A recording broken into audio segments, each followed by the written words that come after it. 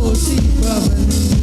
எதினார் இது எதினார் நீர் என்னோடு இருப்பதினார். எதினார் இது எதினார் நீர் என்னோடு வருவதினார். வாழ்க்கையில கசப்புகள் கலந்திட்டாலும் வாசமுள்ள ஒரு மரம் கூட வருது.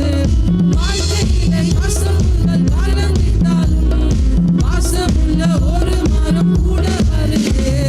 மாறாவின் நீரை தேனாக மாற்றும் என் நேசர் என்னோடுண்டு. மாறாவின் நீரை தேனாக மாற்றும் என் நேசர் என்னோடுண்டு. தேவா நான் எதினால் விசேஷித்தவன். ராஜா நான் அதை தினம் யோசிப்பவன். தேவா நான் எதினால் விசேஷித்தவன். ராஜா நான் அதை தினம் யோசிப்பவன். எதினார் இது எதினார் நீர் என்னோடு இருப்பதினார்.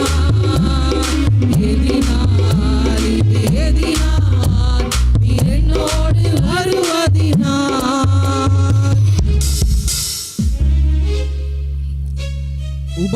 யாத்ராகமம் 15ஆம் அதிகாரத்தை வாசிச்சு பார்த்தோம் அப்படின்னா அங்க 23 24 25 வாசிக்கலாமா?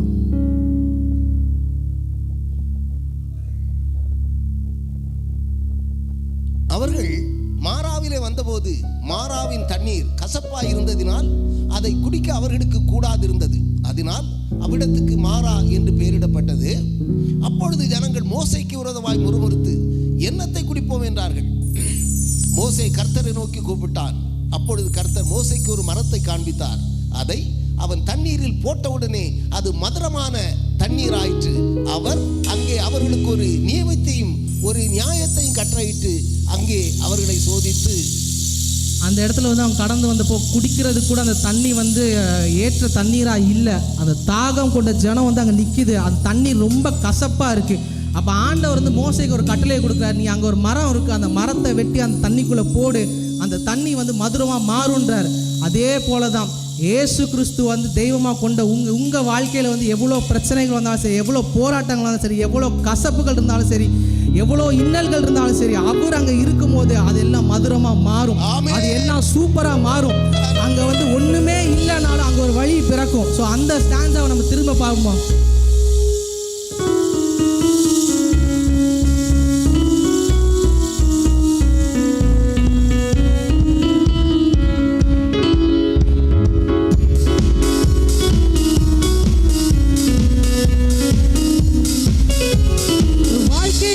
கசப்புகள் கலந்திட்டாலும் வாசமுள்ள ஒரு மரம் கூட வருது. வாழ்க்கையிலே கசப்புகள் கலந்திட்டாலும் வாசமுள்ள ஒரு மரம் கூட வருது. மாறாவின் நீரை தேனாக மாற்றும் என் நேசர் என்னோடுண்டு. மாறாவின் நீரை தேனாக மாற்றும் என் நேசர் என்னோடுண்டு. தேவா நான் எதினால் விசேஷித்தவன். ராஜா நான் அதை தினம் யோசிப்பவன். தேவா நான் எதினால் விசேஷித்தவன். ராஜா நான் அதை தினம் யோசிப்பவன். எதினால் இது எதினால் நீர் என்னோடு இருப்பதினார். எதினால் இது எதினால் நீர் என்னோடு வருவதினார். இப்போ வரலாறு எடுத்து பார்த்தோம் அப்படின்னா பிஃபோர் கிரைஸ்ட் ஆஃப்டர் கிரைஸ்ட் இருக்கு. கிறிஸ்துவுக்கு முன் கிறிஸ்துவுக்கு பின் வரலாறு அப்படி தான் இருக்குது. ஸோ நம்மளோட வரலாறு எடுத்து பார்த்தோம் அப்படின்னா எல்லாருக்கும் கிறிஸ்துவுக்கு முன்னாடி ஒரு வாழ்க்கை, கிறிஸ்துவுக்கு பின்னாடி ஒரு வாழ்க்கை அப்படின்றது எல்லாருக்குமே இருக்கும். கிறிஸ்துவுக்கு முன்னாடி நம்ம என்ன பண்ணியிருப்போம்னா பாவமான வாழ்க்கையில் வாழ்ந்துருக்கலாம், வறுமையான வாழ்க்கையில் வாழ்ந்துருக்கலாம், வியாதிகள் இருந்திருக்கலாம், பிரச்சனைகள் இருந்திருக்கலாம். ஆனால் கிறிஸ்துவை ஏற்றிருக்கிற பிறகு நம்ம பாவங்கள் எல்லாம் மன்னிக்கப்பட்டுச்சு. நம்ம பரிசுத்தவான்களாக மாற்றப்படுறோம், நம்ம நீதிமான்களாக மாற்றப்படுகிறோம். நமக்கு ஆண்டவர் இதுக்கு முன்னாடி நம்ம போராட்டத்திலையும் பிரச்சனைகளும் உட்காந்துருக்கலாம். ஆனால் புது வாழ்வுக்கு பிறகு இயேசுவை சொந்த தெய்வமாக கொண்ட ஜனங்கள் ஒரு நாள் வெட்கப்பட விடாதபடிக்கு அவர் நம்மளை சூப்பராக வழி நடத்திட்டு போயிட்டு இருக்காரு. எத்தனையோ தேவைகள் இருக்கும், அந்த தேவைகள் எல்லாவற்றையும் அவர் சந்திச்சிருக்கலாம். எத்தனையோ போராட்டங்கள் இருக்கும், அதுலேருந்து எல்லாவற்றையும் விடுதலை ஆக்கியிருக்கலாம். ஸோ இந்த பாட்டை வந்து நம்ம வந்து இதுக்கு முன்னாடி வந்து நமக்கு எப்படி வேணால் இருந்திருக்கலாம். ஆனால் இந்த பாட்டை வந்து நம்ம என்ன பண்ண போகிறோம் அப்படின்னா ஆண்டவர் நன்றி சொல்கிற விதத்தில் வந்து பாட போகிறோம். புது வாழ்வு எனக்கு தந்தீரே, புது கிருபை எனக்கு தந்தீரே, அதுக்கு நன்றி நன்றி ஆண்டவர் நோக்கி பாட போகிறோம்.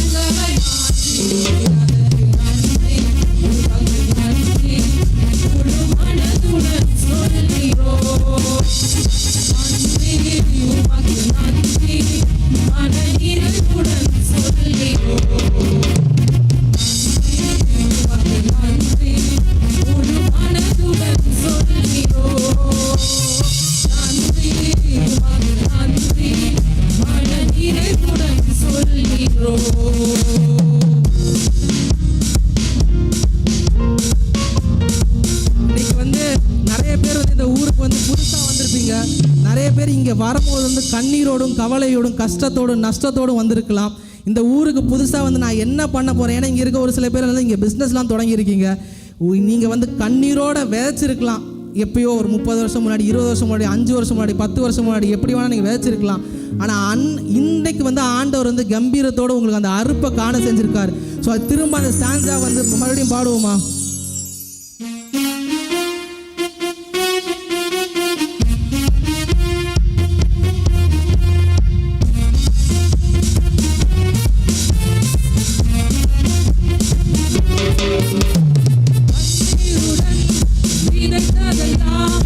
கம்பீரத்தோடு அறுக்க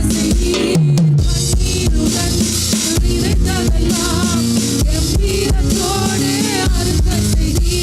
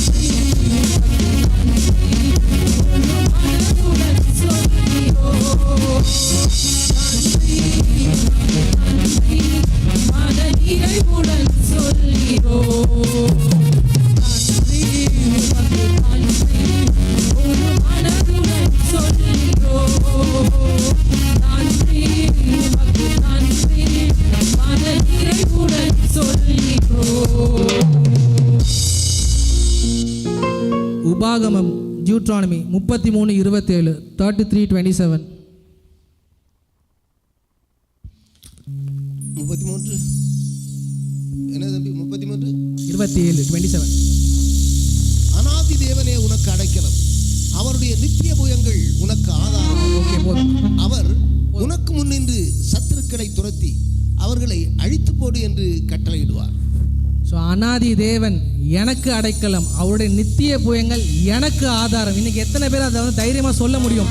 அந்த அநாதி தேவன், eternal God is my refuge. அந்த அநாதி தேவன் என்ன அடைக்கலம், அவருடைய நித்திய புயங்கள் வந்து எனக்கு ஆதாரம். இந்த தேவன் என்றென்றைக்கும் சதா காலையிலும் நம்முடைய தேவன், அவர் மரண பரியந்தம் வந்து நம்ம நடத்துவார்னு அந்த பாட்டை விசுவாசத்தோடு பாடுவோம்.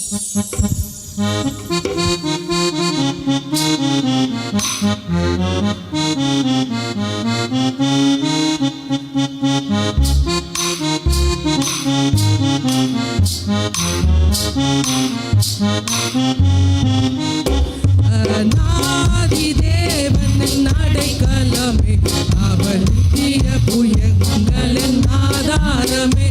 அநாதி தேவன் அடைக்கலமே, அவர் நித்திய புயங்களின் ஆதாரமே. இந்த தேவன் என்றென்றும் உள்ள சதா காலமும் நமது தேவன், மரண பரியந்தம் நம்மை நடத்திடுவார். அநாதி தேவன் அடைக்கலமே, அவர் நித்திய புயங்களின் ஆதாரமே.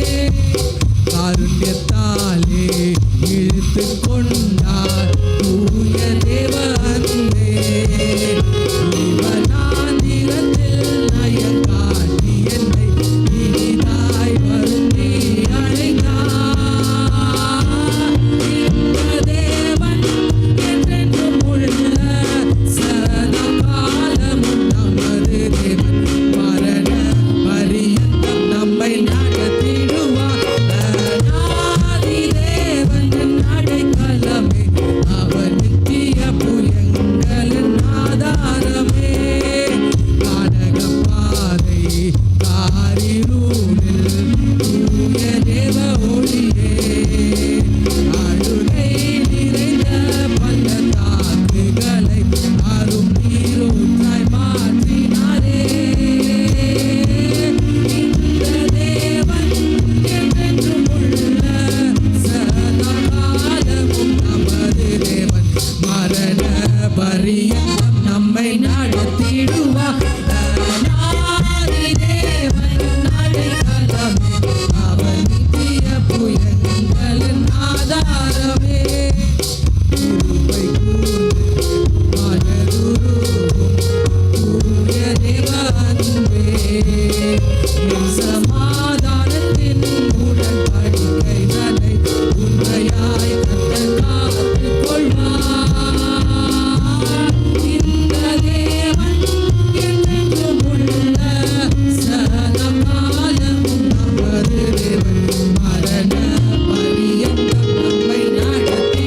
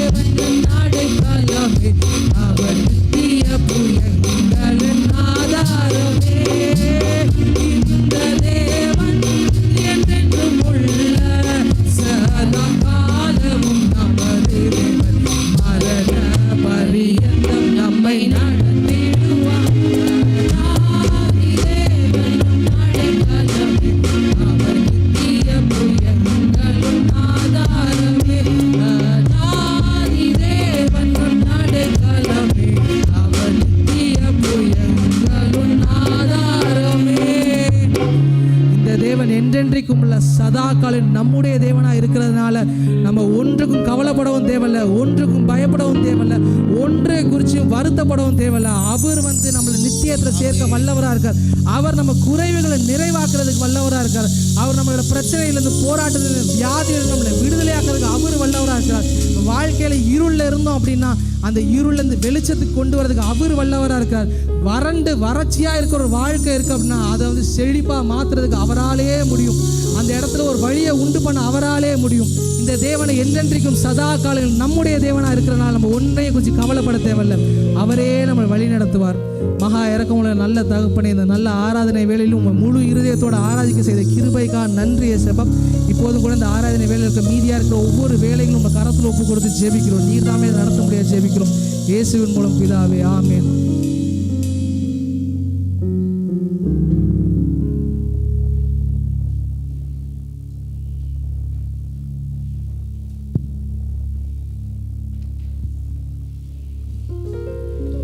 ஹல்லேலூயா. ஹல்லேலூயா. இந்த ஆராதனையின் சிந்தனையோடு நாம் கர்த்தருடைய மேசைக்கு கடந்து செல்வோம். அதற்கு முன்பாக ஒரு நிமிடம் எல்லாரும் கண்களை மூடி ஜெபிப்போம். மகா கிருபையும் இரக்கம் நிறைந்த தகப்பனே, இந்த ஆசீர்வதிக்கப்பட்ட அருமையான காலை வேளைக்கு ஆமென் நன்றி செலுத்துகிறோம். கர்த்தாவே, கடந்த ஒரு வார காலம் நீர் எங்களோடு கூட இருந்து எங்களை காத்து வழி நடத்தி அதிசயமாய் ஆண்டவரே இந்த காலை வேளையை காண்படி கிருபை செய்ததற்காக நன்றி செலுத்துகிறோம். இந்த காலை வேளையிலும் கூட தகப்பனே, நாங்கள் உம்மை ஆராதிக்கும்படியாய் கர்த்தாவே பெரிய பாக்கியத்தை தந்ததற்காக நன்றி செலுத்துகிறோம். கர்த்தாவே, இப்பொழுதும் கூட எங்களை தாழ்த்தி உம்முடைய கரத்தில் சமர்ப்பிக்கிறோம். பரிசுத்த ஆவியானவர் எங்களில் இருக்கிற குறைகள், குற்றங்கள், பாவங்கள் இவை எல்லாவற்றிலும் இருந்து நாங்கள் விடுபடும்படியாய் தகப்பனே நீர் எங்களோடு பேச வேண்டுமாய் ஜெபிக்கிறோம். கர்த்தாவே, நாங்கள் பரிசுத்த உள்ளத்தோடு உம்முடைய பந்தியில் பங்கெடுக்கும்படியாய் எங்கள் ஒவ்வொருத்தருக்கும் ஆண்டவரே பாக்கியத்தை தர வேண்டுமாய் ஜெபிக்கிறோம். எல்லாவற்றையும் உம்முடைய திரு கரத்தில் சமர்ப்பிக்கிறோம். ஆசீர்வதித்து வழி நடத்தும் இயேசுவின் மூலம் ஜெபிக்கிறோம் எங்கள் ஜீவனுள்ள நல்ல பிதாவே, ஆமென். ஹல்லேலூயா. யாக்கோபு எழுதின நிறுவனம் 1ஆம் அதிகாரம் 26வது வசனத்தை வாசிப்போம். யாக்கோபு 1:26.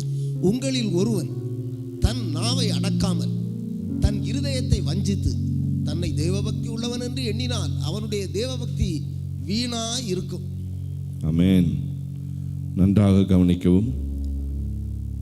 ஒரு விசை கூட வாசிக்கலாம். உங்களில் ஒருவன் தன் நாவை அடக்காமல் தன் இருதயத்தை வஞ்சித்து தன்னுடைய இருதயத்தை வஞ்சித்து தன்னை தேவபக்தி உள்ளவன் என்று எண்ணினால் அவனுடைய தேவபக்தி வீணாய் இருக்கும். ஹல்லேலூயா. உங்களில் ஒருவன், நம்மளில் ஒருவன் தன் நாவை அடக்காமல், நாவு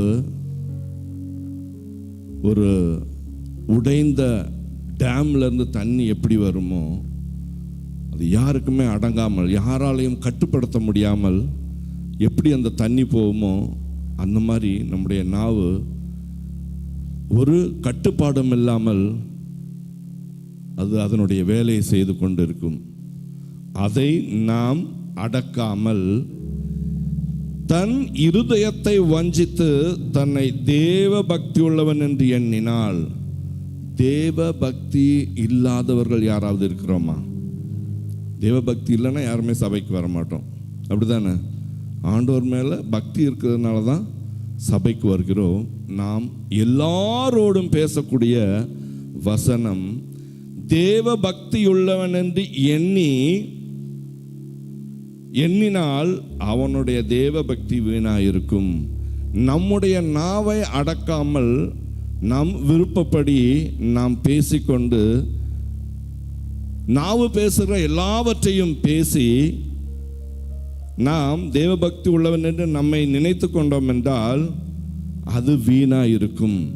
நமக்கு தேவபக்தி இருக்கிறது, நன்றாக ஜெபிக்கிறோம், நன்றாக வேதம் வாசிக்கிறோம், நன்றாக வேதத்தை தியானிக்கிறோம், பக்தியோடு இருக்கிறோம். எவ்வளவுதான் பக்தியா இருந்தாலும் ஒரு சில நேரங்களில் நம்மை அறியாமலே நாவு அதனுடைய வேலையை செய்கிறது. அதை அடக்காமல் எவ்வளவுதான் பக்தியா இருந்தாலும் என்ன இல்லையா, ஒரு பயனும் இல்லை. நாவு அவ்வளவு மோசமானது. வாசிக்கலாம் சங்கீதம் 52:2 வசனம். நீ கேடுகளை செய்ய எத்தனம் பண்ணுகிறாய், கபடு செய்யும் உன் நாவு தீட்டப்பட்ட சவரகன் கத்தியை போல் இருக்கிறது. உன் நாவு தீட்டப்பட்ட சவரன் கத்தியை போல் இருக்கிறது. நம்ம என்னைக்காவது யோசித்திருக்கிறோமா, நம்முடைய நாக்குனால, நம்முடைய நாவுனால மற்றவர்களை கொலை செய்ய முடியும் அப்படின்னு யோசித்திருக்கிறோமா? மற்றவர்களுடைய கழுத்தை அறுக்கக்கூடிய அளவுக்கு பலன் உள்ளது நம்முடைய நாவு. அந்த நாவை யாராலையும் கட்டுப்படுத்த முடியாது. ஆனாலும் நாம் கட்டுப்படுத்தவில்லை என்றால் நம்முடைய தேவ பக்தி வீண்.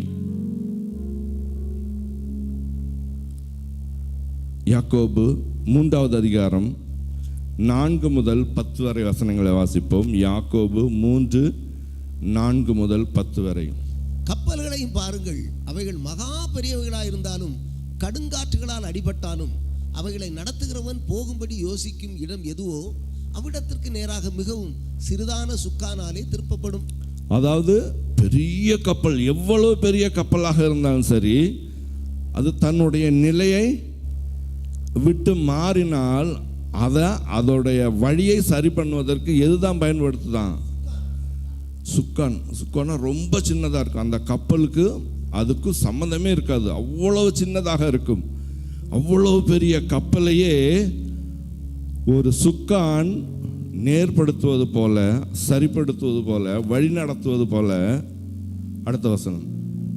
அப்படியே நாவானதும் சிறிய அவயவமாய் இருந்தும் பெருமையானவைகளை பேசும். பாருங்கள், சிறிய நெருப்பு எவ்வளவு பெரிய காட்டை கொளுத்து விடுகிறது. அப்படியே நாவானதும் சிறிய அவயவமாக இருந்தும், நம்முடைய உடலில் சிறிய அவயவமாக இருந்தும் பெருமையானவைகளை பேசும். சிறிய நெருப்பு எவ்வளவு பெரிய காட்டை கொளுத்து விடுகிறது. ஒரு சின்ன தீக்குச்சி, எவ்வளவு பெரிய காடு, ஒரு சின்ன தீக்குச்சி அந்த காட்டையே அழித்து விடுவது போல நம்முடைய நாவு நம்மளை அழித்துவிடும். அடுத்த வசனம். நாவும் நெருப்பு தான், அது அநீதி நிறைந்த உலகம். நம்முடைய அவயவங்களில் நாவானது முழு சரீரத்தையும் கரைப்படுத்தி ஆயுள் சக்கரத்தை கொளுத்து விடுகிறதாயும் நரக அக்னியினால் கொளுத்தப்படுகிறதாயும் இருக்கிறது. அதாவது நாவு ஃபர்ஸ்ட் கத்தின்னு பார்த்தோம், அடுத்தது நெருப்பு. இந்த ஒரு நாவு போதும் நம்முடைய முழு சரீரத்தை அழித்து விடுவதற்கு, எரித்து விடுவதற்கு. எங்க இந்த பூமியில் இல்லைனாலும் நம்முடைய நாவை நாம் அடக்கவில்லை என்றால் நரகத்தில் நம்மை எரித்துவிடும். ஹல்லேலூயா. நாம் பல முறை கேட்ட வார்த்தைகள் தான், ஆனாலும் தேவன் மீண்டும் நம்மளை சிந்திக்க வைக்கிறார். நம்முடைய நாவை நாம் அடக்கவில்லை என்றால் நம்முடைய தேவ பக்தி வீணாகிவிடும். அடுத்த வசனம். சகலவிதமான மிருகங்கள், பறவைகள், ஊரும் பிராணிகள், நீர்வாழும் ஜந்துக்கள் ஆகிய இவைகளின் சுவாபம் மனுஷ சுவாபத்தால் அடக்கப்படும், அடக்கப்பட்டதும் உண்டு. ஆமா, எவ்வளவு பெரிய மிருகமாக இருந்தாலும் மனுஷன் அடக்கிறானா இல்லையா? எல்லா மிருகங்களையுமே அடக்கி கண்ட்ரோல் பண்ணுறத நம்ம பார்க்குறோம். ஆனால் அடுத்த வசனம். நாவை அடக்க ஒரு மனுஷனாலும், நாவை அடக்க ஒரு மனுஷனாலும் கூடாது. கூடாது தான், அது உண்மைதான். நம்முடைய நாவை நம்மளால் அடக்க முடியாது தான். அது அடங்காத பொல்லாங்குள்ளதும் சாவுக்கு ஏதுவான விஷம் நிறைந்ததுமாய் இருக்கிறது. நம்முடைய சாவை, நம்முடைய மரணத்தை நம்முடைய நாவு தான் நிர்ணயிக்கிறது, முடிவு பண்ணுகிறது. அடக்க முடியாதவை தான். ஆனாலும் நாம் அடக்க வேண்டும் என்று யார் எதிர்பார்க்கிறார்? தேவன், கர்த்தர், ஆண்டவர் நம்முடைய நாவை அடக்க வேண்டும் என்று அவர் எதிர்பார்க்கிறார். அடுத்த வசனம். அதனாலே நாம் பிதாவாகிய தேவனை துதிக்கிறோம், தேவனுடைய சாயலின்படி உண்டாக்கப்பட்ட மனுஷரை அதனாலேயே சபிக்கிறோம். நமக்கு ஒரே நாக்கு தான் இருக்குது. 2 நாக்கு இருந்தா கூட ஒன்றை பரிசுத்தமாக வச்சு ஆண்டவரை துதிக்கலாம், ஒன்றை எப்படினாலும் வச்சு தூசிக்கலாம், என்ன வேணாலும் பேசலாம். ஆனால் ஒரே நாவை வைத்து எப்படி நாம் ஆண்டவரை துதிப்பது? மனுஷரை அதனாலே சபிப்பது. மனுஷரை வேணா சபிப்பதற்கு அது ஓகேவாமோ, ஆனால் ஆண்டவர் ஏற்றுக்கொள்வாரா? 2ஐயும் செய்யும் பொழுது ஆண்டவர் ஏற்றுக்கொள்வாரா? நாம் பிதாவான தேவனை துதிக்கிறோம், அதே நாவினால் பிதாவின் சாயலில் உண்டாக்கப்பட்டிருக்கிற மனுஷனையும் நாம் சபிக்கிறோம். அடுத்த வசனம். துதித்தலும் சபித்தலும் ஒரே வாயிலிருந்து புறப்படுகிறது. என் சகோதரரே, இப்படி இருக்க ஆகாது. என் சகோதரரே, இப்படி இருக்க ஆகாது. நம்முடைய ஆண்டவர் விரும்புவது அவரை துதிப்பது மட்டும்தான். இந்த நாவை கொண்டு அவரை துதிக்க, அவரை ஆராதிக்க, அவரை உயர்த்த, அவரை புகழ்த்த. ஹல்லேலூயா. நம்முடைய நாவை நாம் எதற்காக பயன்படுத்துகிறோம்? சிந்திப்போமா? எபேசியர் 4ஆம் அதிகாரம் 25 முதல் 31 வரை வசனத்தை வாசிப்போம். எபேசியர் 4:25 முதல் 31 வரை. அன்றியும் நாம் ஒருவருக்கு ஒருவர் அவயங்களாய் இருக்கிறபடியால் பொய்யை களைந்து அவனவன் பிறனுடனே மெய்யை பேச கடவன். நீங்கள் கோபம் கொண்டாலும் பாவம் செய்யாதிருங்கள். சூரியன் அஸ்தமிக்கிறதற்கு முன்னதாக உங்கள் எரிச்சல் தனிய கடவது. பிசாசுக்கு இடங்கொடாமலும் இருங்கள். அன்றியும் நாம் ஒருவருக்கொருவர் அவயவங்களாய் இருக்கிறபடியால் பொய்யை களைந்து அவனவன் பிறனுடனே மெய்யை பேச கடவன். நீங்கள் கோபம் கொண்டாலும் பாவம் செய்யாதிருங்கள். சூரியன் அஸ்தமிக்கிறதற்கு முன்னதாக உங்கள் எரிச்சல் தனிய கடவது. கோபம் கொண்டாலும், இப்போ வீட்டில் கணவன் மனைவிக்கு சண்டை வருது, சூரியன் அஸ்தமிக்கிறதுக்கு முன்னாடியே இப்போ மனைவி வந்து கணவன்கிட்ட என்னங்க அப்படின்னு கூப்பிட்டா என்ன செஞ்சிடணும்? சொல்லுமா, என்னம்மா அப்படிங்கணும். அதை மனசில் வச்சுட்டு, அந்த சண்டையை மனசில் வச்சுக்கிட்டு அப்படியே இருந்தோம் என்றால்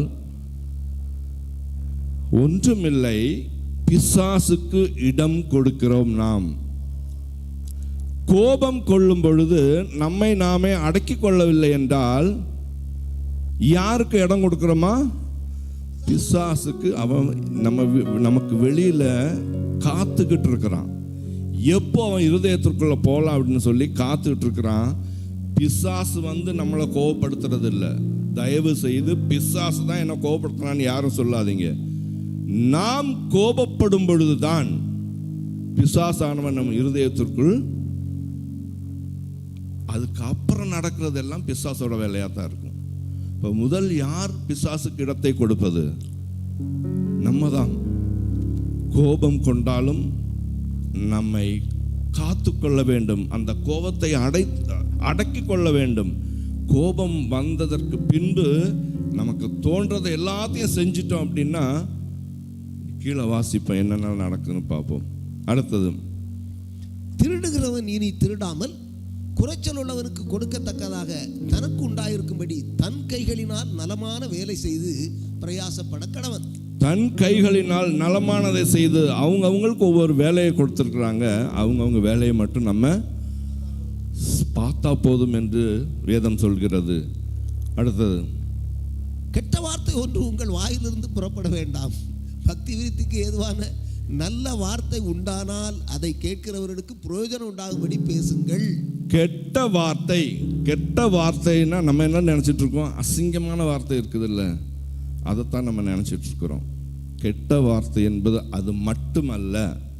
அசிங்கமான வார்த்தைகளை பேசுவது மட்டுமல்ல, பக்தி விருத்திக்கு ஏதுவாக அல்லாத எல்லா வார்த்தைகளுமே தேவனுக்கு விருப்பம் இல்லாத எல்லா வார்த்தைகளையும், பிரச்சனைகளை உண்டாக்கக்கூடிய வார்த்தைகள் எல்லாமே, பக்தியை உண்டாக்காமல் இருக்கிற எல்லா வார்த்தைகளுமே கெட்ட வார்த்தைகள். தேவன் என்ன சொல்கிறார்? பக்தி விருத்திக்கு ஏதுவான நல்ல வார்த்தைகள் உண்டானால், அப்படி இருந்தா பேசுங்க, இல்லைன்னா வாய் மூடிட்டு சும்மாவே இருந்துடலாம். பக்தி விருத்திக்கு ஏதுவான வார்த்தைகள் நம்முடைய இருதயத்தில் இருந்தால் அது மட்டும் வெளியே வரட்டும், இல்லை என்றால் அமைதியாக இருப்போம். அடுத்த வசனம்.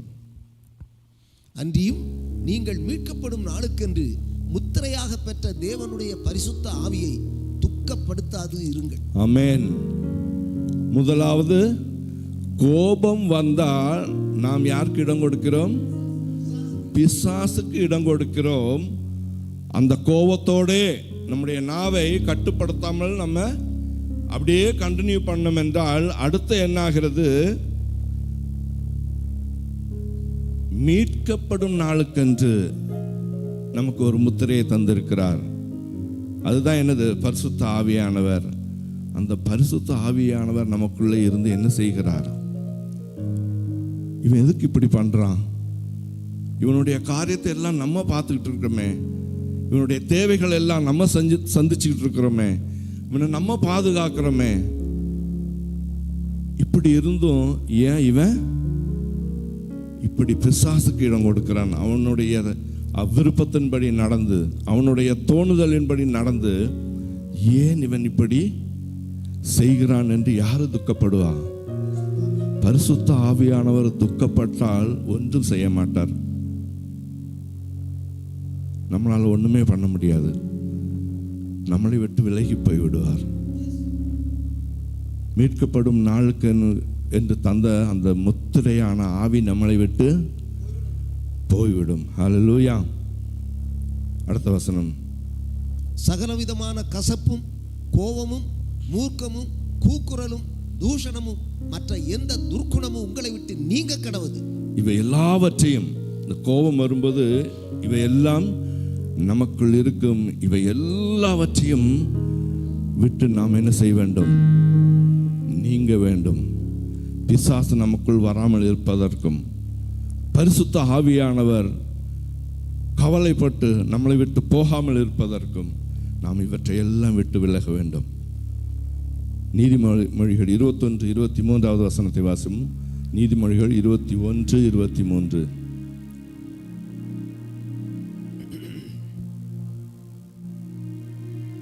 தன் வாயையும் தன் நாவையும் காக்கிறவன் தன் ஆத்துமாவை இடுக்கண்களுக்கு விலக்கி காக்கிறான். தன் வாயையும் தன் நாவையும் காக்கிறவன் தன் ஆத்துமாவை, ஆண்டவருக்கே சொந்தமான ஆத்துமாவை இடுக்கண்களுக்கு விலக்கி காக்கிறான். நாம் என்ன செய்ய வேண்டும்? நம்முடைய நாவையும் நம்முடைய வாயையும் காக்க வேண்டும். கடைசியாக 1 பேதுரு 3வது அதிகாரம் 10-11 வசனங்களை வாசிப்போம். ஜீவனை விரும்பி நல்ல நாட்களை காண வேண்டும் என்று இருக்கிறவன் பொல்லாப்புக்கு தன் நாவையும் கபடத்துக்கு தன் உதடுகளையும் விலக்கி காத்து, ஜீவனை ஒரு செகண்ட், ஜீவனை விரும்புகிறவன், எந்த ஜீவன்? நித்திய ஜீவனை. நித்திய ஜீவன் யாருக்கெல்லாம் வேண்டும் வேண்டும் என்று விரும்புகிறோமோ, நல்ல நாட்களை காண வேண்டும் என்றிருக்கிறவன் பொல்லாப்புக்கு தன் நாவையும் கபடத்துக்கு தன் உதடுகளையும் விலக்கி காத்து, பொல்லாப்பை விட்டு நீங்கி நன்மை செய்து சமாதானத்தை தேடி அதை பின் தொடர கடவன். பொல்லாப்பை விட்டு நீங்கி நன்மை செய்து சமாதானத்தை தேடி. நம்முடைய ஆண்டவர் சமாதானத்தின் தேவன். ஆண்டவருடைய பிள்ளைகளாகிய நாமும் சமாதானத்தை கொடுக்கிறவர்களாக இந்த உலக ஜனங்களுக்கு முன்பாய், தேவ ஜனங்களுக்கு முன்பாய் சமாதானத்தை கொடுக்கிறவர்களாக, பிரச்சனைகளை உண்டாக்குறவர்களாக அல்லாமல், சமாதான கேடுகளை உண்டாக்குறவர்களாக அல்லாமல், சமாதானத்தை தேடி அதன் பின் ஓடக்கடவன். ஹல்லேலூயா. நாம் ஒரு நிமிடம் நாம் யோசித்து பார்ப்போமா? நம்முடைய நாவினால் அடக்க முடியாத நம்முடைய நாவினால் நாம் யாரையாவது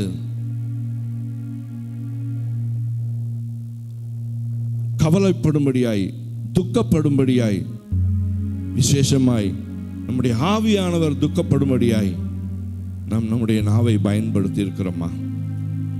ஒரு நிமிடம் நாம் யோசித்து இந்த நேரத்தில் நம்மை தாழ்த்தி அவருடைய கரத்தில் ஒப்பு கொடுத்து நம் ஆண்டவரோடு கேட்போமா, என்னை விடுவிக்க வேண்டும் என்று.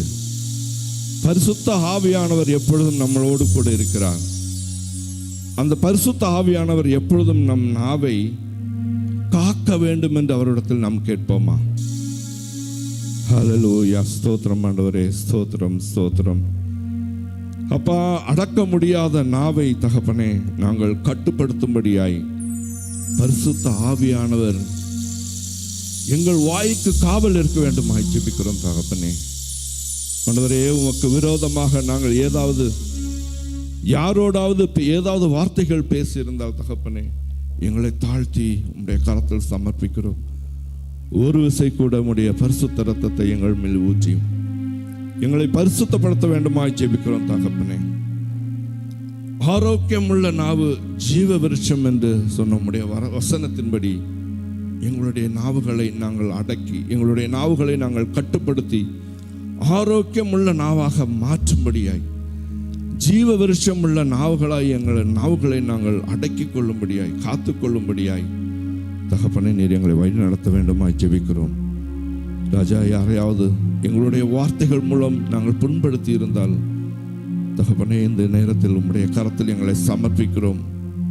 ஒரு விசை கூட எங்களுடைய பாவங்களுக்காக மரித்த என் தகப்பன், எங்களுடைய சாபங்களுக்காக, எங்களுடைய கட்டுகளுக்காக மரித்த எங்கள் தகப்பன் ஒரு விசை கூட எங்கள் மேல் மனம் இறங்கி எங்களை மன்னித்து தகப்பனே இந்த பந்தியில் பரிசுத்த உள்ளத்தோடு பரிசுத்த பிள்ளைகளாய், பரிசுத்த சந்ததிகளாய் இந்த பந்தியில் பங்கெடுக்க கிருபை செய்ய வேண்டுமாய் ஜெபிக்கிறோம். ஒரு விசை கூட எங்கள் எல்லாரையும் தாழ்த்தி உடைய கரத்தில் சமர்ப்பிக்கிறோம். ஆசீர்வதித்து வழி நடத்தும் இயேசுவின் மூலம் ஜெபிக்கிறோம் ஜீவனுள்ள நல்ல பிதாவே, ஆமென்.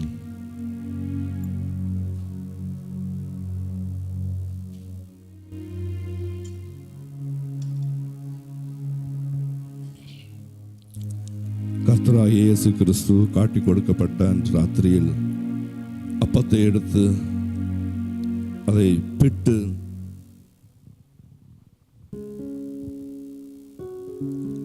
இது உங்களுக்காக பிற்கப்படுகிற என்னுடைய சரீரமாக இருக்கிறது, என்னை நினைவு கூறும்படி இதை செய்யுங்கள் என்றால் அந்தபடியே பாத்திரத்தையும் எடுத்து, இந்த பாத்திரம் என்னுடைய இரத்தத்தினாலாகிய புதிய உடன்படிக்கையாக இருக்கிறது, இதை பானம் பண்ணும் போதெல்லாம் என்னை நினைவு கூறும்படியை செய்யுங்கள் என்றான்.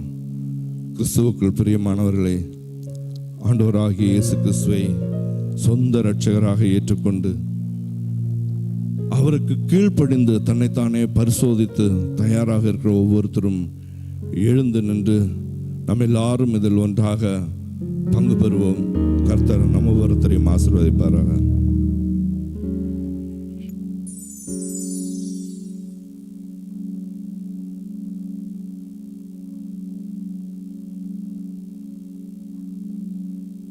ஹல்லேலூயா.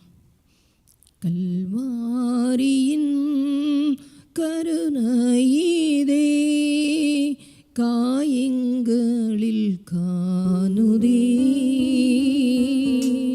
கர்த்தனேசு பாருனக்காய் கஷ்டங்கள் சகித்தாரே, கர்த்தனேசு கஷ்டங்கள் சகித்தாரே, விளையீர பெற்ற திரு ரத்தமே அவ விழாவினின்று பாயுதே,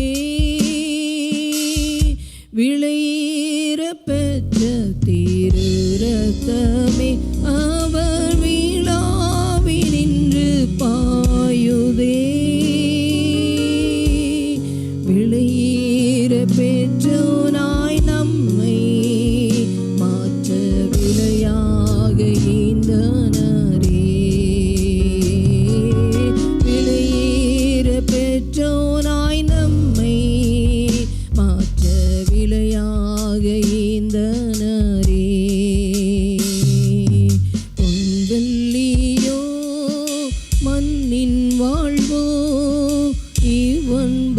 இணையாகுமோ? அன்னையிலும் அன்பு வைத்தே தன் ஜீவனை ஈந்தாரே. அன்னையிலும் அன்பு வைத்தே தன் ஜீவனை ஈந்தாரே. எல்லாருக்கும் அப்பமும் ரசமும் கிடைத்திருக்கிறது என்று நினைக்கிறேன். நம்முடைய ஆண்டவராகிய இயேசு கிறிஸ்துவின் சரீரத்துக்கு ஒப்பாக இருக்கிற இந்த அப்பத்திலும் அவருடைய இரத்தத்திற்கு ஒப்பாக இருக்கிற இந்த பானத்திலும் நாம் எல்லோரும் ஒன்று சேர்ந்து நன்றியுள்ள இருதயத்தோடு இதில் பங்கெடுப்போம். நாம் ஒவ்வொருத்தரையும் ஆசீர்வதிப்பாராக.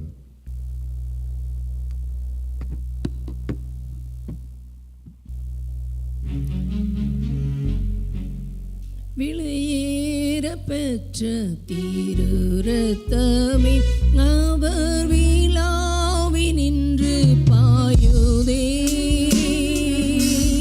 விளையேற பெற்ற திரு இரத்தமே அவர் விழாவினின்று பாயுதே.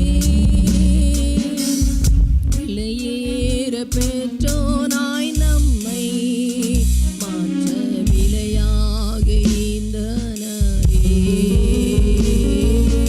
விளையேற பெற்றோனாய் நம்மை மாற்ற விலையாக ஈந்தனரே. சிந்தையிலே பாரங்களும் நிந்தைகளேற்றவரா தொங்குகின்றார் பாதகன்போ மங்கா வாழ்வழிக்கவே. தொங்குகிறார் பாதகன்போ மங்கா வாழ்வழிக்கவே. காணிக்கையின் வேலை நம்ம எல்லாரும் தேவனுக்கென்று உற்சாகமாய் நம்ம காணிக்கைகளை செலுத்தலாம். விளையேற பெற்ற திரு இரத்தமே அவர் விழாவினின்று பாயுதே. விளையேற பெற்ற திரு இரத்தமே அவர் விழாவினின்று பாயுதே. விளையேற பெற்றோனாய் நம்மை மாற்ற விலையாக ஈந்தனரே. விளையேற பெற்றோனாய் நம்மை மாற்ற விலையாக ஈந்தனரே. ஆமென். எல்லா தேவ சமூகத்திலிருந்து நிற்கலாமா? அப்படியே கண்களை மூடி கரங்களை உயர்த்தி நம்ம இடத்துல மீதியான அப்பமும் திராட்சரசமும் உண்டு. நம்ம தெரிந்தவர்கள் நம்மளுடைய ரிலேட்டிவ் சர்க்கிளில் இந்த ஏரியாக்களில் நிறைய பேர் ஆண்டவரை அறியாமல் இருக்கிறார்கள். அவர்கள் எல்லோரும் இந்த திருப்பந்தியில் பங்கு பெற வேண்டும், ரட்சிக்கப்பட வேண்டும், ஞானஸ்தானம் எடுக்க வேண்டும், தேவன் அவர்களை தொட வேண்டும். அதற்காக நம்ம எல்லோரும் சேர்ந்து இந்த நேரத்தில் ஜெபிக்கலாம். ஆண்டவரே, இந்த பகுதியில் ஏராளமான மக்கள் உண்டு ஆண்டவரே. அவர்கள் எல்லோரும் ஆண்டவரே உமது நாமத்தை அறிந்து கொள்ள வேண்டும் ஆண்டவரே. நீர்தான் மெய்யான தேவன், நீர் உலக இரட்சகர் என்பதை அவர்கள் அறிந்து ஆண்டவரே வாயினால் அறிக்கையிட்டு ஞானஸ்தானம் எடுத்து இந்த பந்தியில் பங்கு பெற முடியாது ஜெபிக்கிறோம்.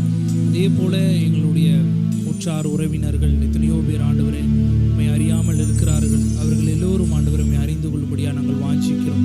எங்கள் திருச்சபையிலே ஆண்டவரை ஞானஸ்தானம் எடுக்காத பிள்ளைகள் ஞானஸ்தானம் எடுக்க வேண்டும். ஞானஸ்தானம் எடுத்து இந்த திருப்பந்தியிலே பங்கு பெற முடியாமல் இருக்கிற ஒவ்வொருவரையும் நாங்கள் இந்த வேலையை நினைவு கூறுகிறோம். அவர்களும் ஆண்டவரே மனம் திரும்பி ஆண்டவரே இந்த திருப்பந்தியிலே ஒவ்வொருவரும் பங்கு பெறும்படியாக நாங்கள் வாஞ்சிக்கிறோம். ஆண்டவரே, உற்சாகமாய் கொடுத்த ஒவ்வொரு கரங்களையும் கத்தர் ஆசீர்வதிங்க. கொடுக்க முடியாத ஒவ்வொரு கரங்களையும் கத்தர் அவர்களையும் அவர்கள் சூழ்நிலையும் கத்தர் மாற்றி அவர்களை பொருளாதார ரீதியாக கத்தர் அவர்களை உயர்த்த முடியாது ஜெபிக்கிறோம். வேலை ஸ்தலங்களில் கத்தர் மேன்மைகளை கொடுக்க முடியாது நாங்கள் ஜெபிக்கிறோம். நல்ல ப்ரொமோஷன்ஸை ஆண்டவரே அவர்களுக்கு ஏற்படுத்தி தரும்படியாக நாங்கள் ஜெபிக்கிறோம். ஆண்டவரே, ஆண்டவரே வாரி இறைத்தான் ஏழைகளுக்கு கொடுத்தான் என்று வசனம் சொல்லுகிறது. அப்படியாக ஒவ்வொரு கரங்களும் ஆண்டவரை கொடுக்கத்தக்கதாக கத்தர் அவர்களை சூழ்நிலைகளை மாற்றி அவர்களை ஆசீர்வதிக்க முடியாது நாங்கள் ஜெபிக்கிறோம். ஆண்டவரே, இயேசுவின் நாமத்தில் ஜெபிக்கிறோம் நல்ல பிதாவே. அப்படி நின்ற வண்ணமாய் நம் தேசத்துக்காக ஜெபிக்க போகிறோம். நம்மளுடைய தேசம் இப்பொழுது பல பொருளாதார நெருக்கடிகள் சூழ்நிலை ஃபேஸ் பண்ணிட்டு இருக்கு. அநேக இடங்களில் ஆயில் விலைகள் ஏற்றப்பட்டு இருக்குது. எல்பிஜி கேஸுகள் இன்னும் அநேக இடங்களில் தட்டுப்பாடுகளாக இருக்கிறது. அநேக வேலைக்கு போகிறவர்கள் பலவிதமான சூழ்நிலைகளை ஃபேஸ் பண்ணிட்டு இருக்கிறாங்க. கர்த்தருடைய தெய்வீக இரக்கம் நம் தேசத்தின் மேல் இறங்கும்படியாக, ஒவ்வொரு ஜனங்கள் இந்த பொருளாதார வீக்கத்திலிருந்து காப்பாற்றப்படும்படியாக, நம் தேசம் மறுபடியும் பழைய நிலைமைக்கு வரும்படியாக நம்ம எல்லோரும் ஜெபிக்கலாம். இதற்கான மத்தியில் இருக்கிற விஜயனை இதுக்காக ஜெபிக்கலாம்.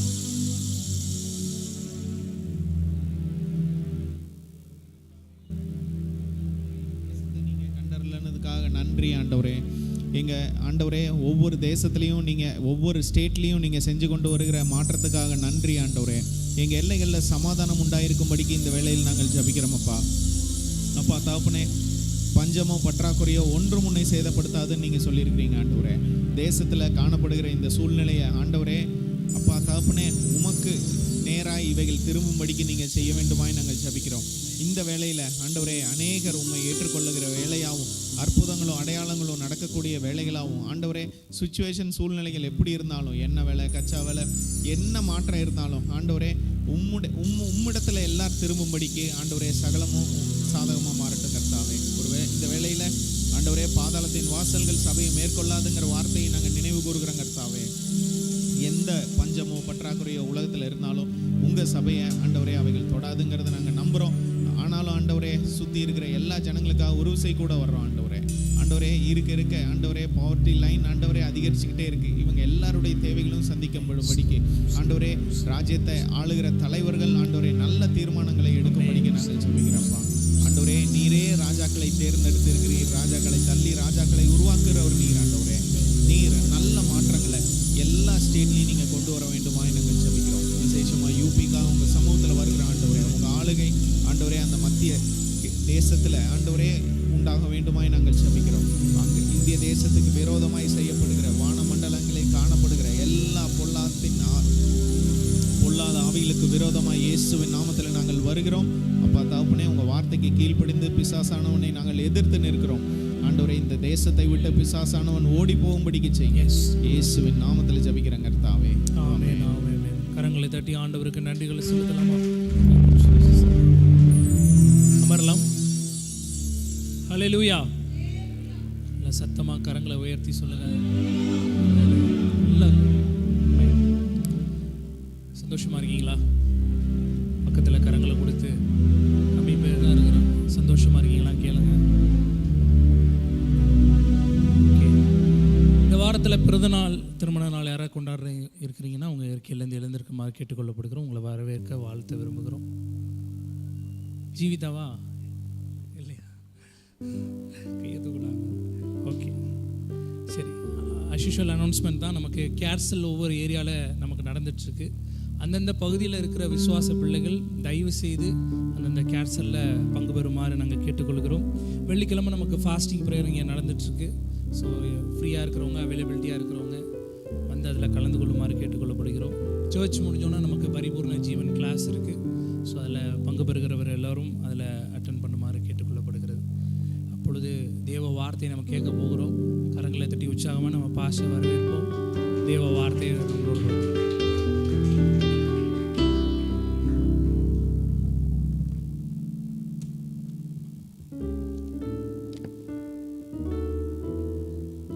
ஹல்லேலூயா, ஹல்லேலூயா. சந்தோஷமாக இருக்கிறவங்க எல்லோரும் கரங்களை அடித்து ஆண்டவருடைய நாமத்தை பயன்படுத்துவோம்.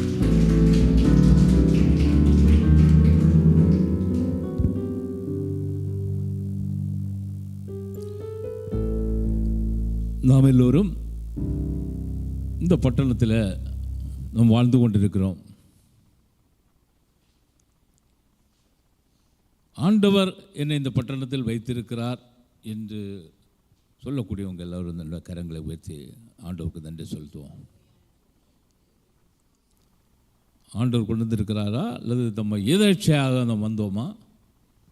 எப்படியோ அங்கே இந்த பட்டணத்துக்கு என்ன பண்ணியிருக்கிறோம்? நம்ம வந்திருக்கிறோம்.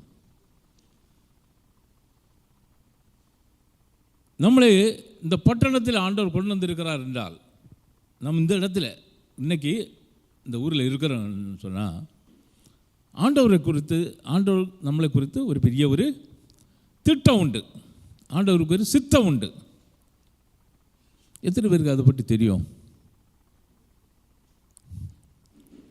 நாம் தெரிந்தோ தெரியாமலோ நாம் இந்த பட்டணத்துக்கு வந்திருக்கலாம். ஒரு வேலை நிமித்தம் வந்திருக்கலாம், பிஸ்னஸ் நிமித்தம் வந்திருக்கலாம், படிப்பு நிமித்தம் வந்திருக்கலாம், ஊழியத்தின் நிமித்தமும் வந்திருக்கலாம். எப்படி இருந்தாலும் நம்மளை யார் கொண்டு வந்திருக்கிறா? தேவன் கொண்டு வந்திருக்கிறார். எத்தனை பேர் விசுவசிக்கிறீங்க? இந்த பட்டணத்தில் நாம் இருக்கிற இடத்துல தேவன் நம்மளை உயர்த்துவார். அதற்கு மேலாக ஆண்டவருக்கு ஒரு சித்தம் உண்டு. இந்த உலகத்தை முடித்து போனாலும் இன்னும் ஒரு உலகத்துக்கு அழைத்து சொல்லுவார். நாம் அங்கு அதற்கு பாத்திரங்களாக நாம் காணப்பட்டு நம்ம செல்லுவோம். அதற்கு என்று ஒரு ஆயத்தப்படுத்துகிற ஒரு இடம்தான் இன்னைக்கு நம்ம வாழ்ந்துட்டு இருக்கிறோம். அப்படி தானே? ஓகே. அதில் கஷ்டங்கள் வரும். இன்னைக்கு ஆராதனையில் கேட்டது போல மாறா கடந்து வரும், கசப்புகள் வரும். இதெல்லாம் வந்தாலும் ஆண்டவர் என்ன செய்வார்? அவர் எல்லாவற்றையும் மாற்றுவார். அவருடைய கரம் அதோடு கூட இருக்கும். அதை பார்த்து நாம் என்ன செய்யக்கூடாது? அங்கலாய்த்து போகக்கூடாது என்று ஆண்டவர் இன்றைக்கு நம் மத்தியில் இப்படியாக ஆலோசனை கொடுக்கிறார். ஒரு நிமிடம் நம்முடைய கண்களை அடைத்து நாம் ஜெபிப்போம். கர்த்தாவே, உமக்கு நன்றி ஆண்டவரே. உமது பிள்ளைகளாக ஆண்டவரே எங்களை தெரிந்து கொண்டு இந்த பட்டணத்தில் வைத்திருக்கிறீர். உமக்கு நன்றி. நம்முடைய சமூகத்தில், இந்த சபையில் ஆண்டவரே அங்கத்தினர்களாக இருந்து நாங்கள் இப்படியாக செயல்பட கிருபை செய்திருக்கிறீர். நன்றி கர்த்தாவே. இந்த நாளில் ஆண்டவரே நீர் எங்களோடு பேச வேண்டும் ஜெபிக்கிறோம். இந்த பட்டணத்தில் நாங்கள் இருக்கிறதுக்கு ஒரு நோக்கம் உண்டு. அவைகளை பூர்ணமாக நாம் அறிந்து, உங்களுடைய சித்தத்தை அறிந்து நாங்கள் ஒப்பு கொடுத்து நாங்கள் இப்படியாக நோக்கி சொல்ல நீர் எங்களுக்கு ஒவ்வொருவருக்கும் உதவி செய்ய வேண்டும் ஜெபிக்கிறோம். நீர் எங்களோடு பேச வேண்டும் ஜெபிக்கிறோம் கர்த்தாவே. எங்களுடைய ஆத்மீய கண்ணுகளை நீர் திறக்கணும் கர்த்தாவே. இந்த உலகத்தில் ஆண்டவரே நாங்கள் தரிசித்து வாழாமல் விசுவாசித்து வாழ உதவி செய்யணும். சுற்றுச்சூழ்நிலைகளை பார்த்து, தரிசிக்கிற காரியங்களை பார்த்து நாங்கள் ஒருபோதும் பின்னடைவில் செல்லாமல் நாங்கள் விசுவாசத்தோடு நிலை நின்று வாக்குத்தத்தங்களை சுதந்திரிக்கிறவர்களாக உலகத்தில் காணப்பட உதவி செய்ய ஜெபிக்கிறோம். எங்களோடு பேச வேண்டி ஜெபிக்கிறோம். எங்களை பலப்படுத்தி நீர் எங்களை எங்கிருந்து அனுப்ப வேண்டி ஜெபிக்கிறோம். இயேசுவின் நாமத்தில் ஜெபிக்கிறோம் பிதாவே. ஆமென், ஆமென். இந்த நாளில் நாம் தியானிக்க போகிறோம். அதாவது தலைப்பானது தவறான தேர்வு, ராங் சாய்ஸ்.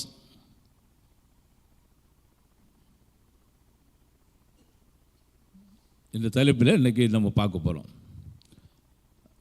வாசிக்க, அதாவது வசனத்தை போடுங்க. ரூத்தின் புத்தகம் 1ஆம் அதிகாரம் முதல் 2 வசனங்கள்.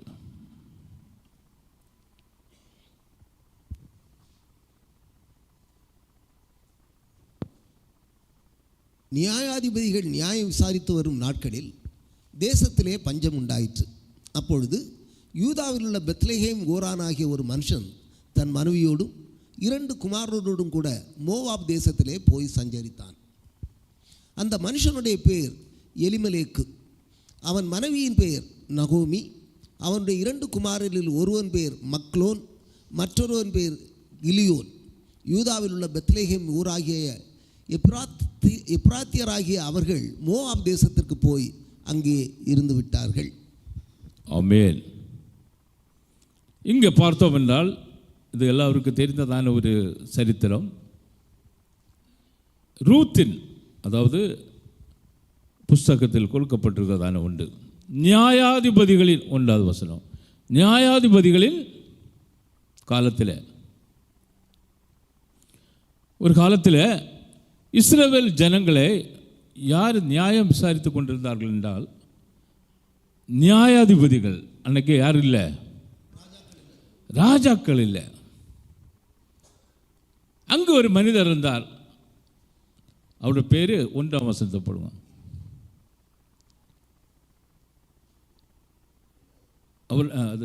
அவருடைய பேர் எலிமெலேக்னு சொல்கிற ஒரு மனுஷர் இருந்தார். அவருக்கு 2 மகன், அவருடைய மனைவி. அந்த தேசத்தில் என்ன வந்திருக்கின்றால் பஞ்சம் வந்தது. அவர்கள் தேசத்தை விட்டு அங்கே போகிறதுக்காக பிரயாசப்படுகிறார்கள், முயற்சி செய்கிறார்கள்.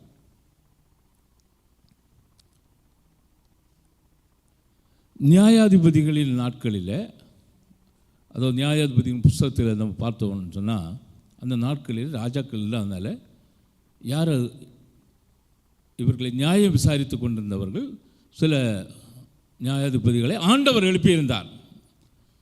அவர்கள் எப்படி நியாயம் விசாரித்தார் என்றால் அவருடைய மனதில் பட்டது போல.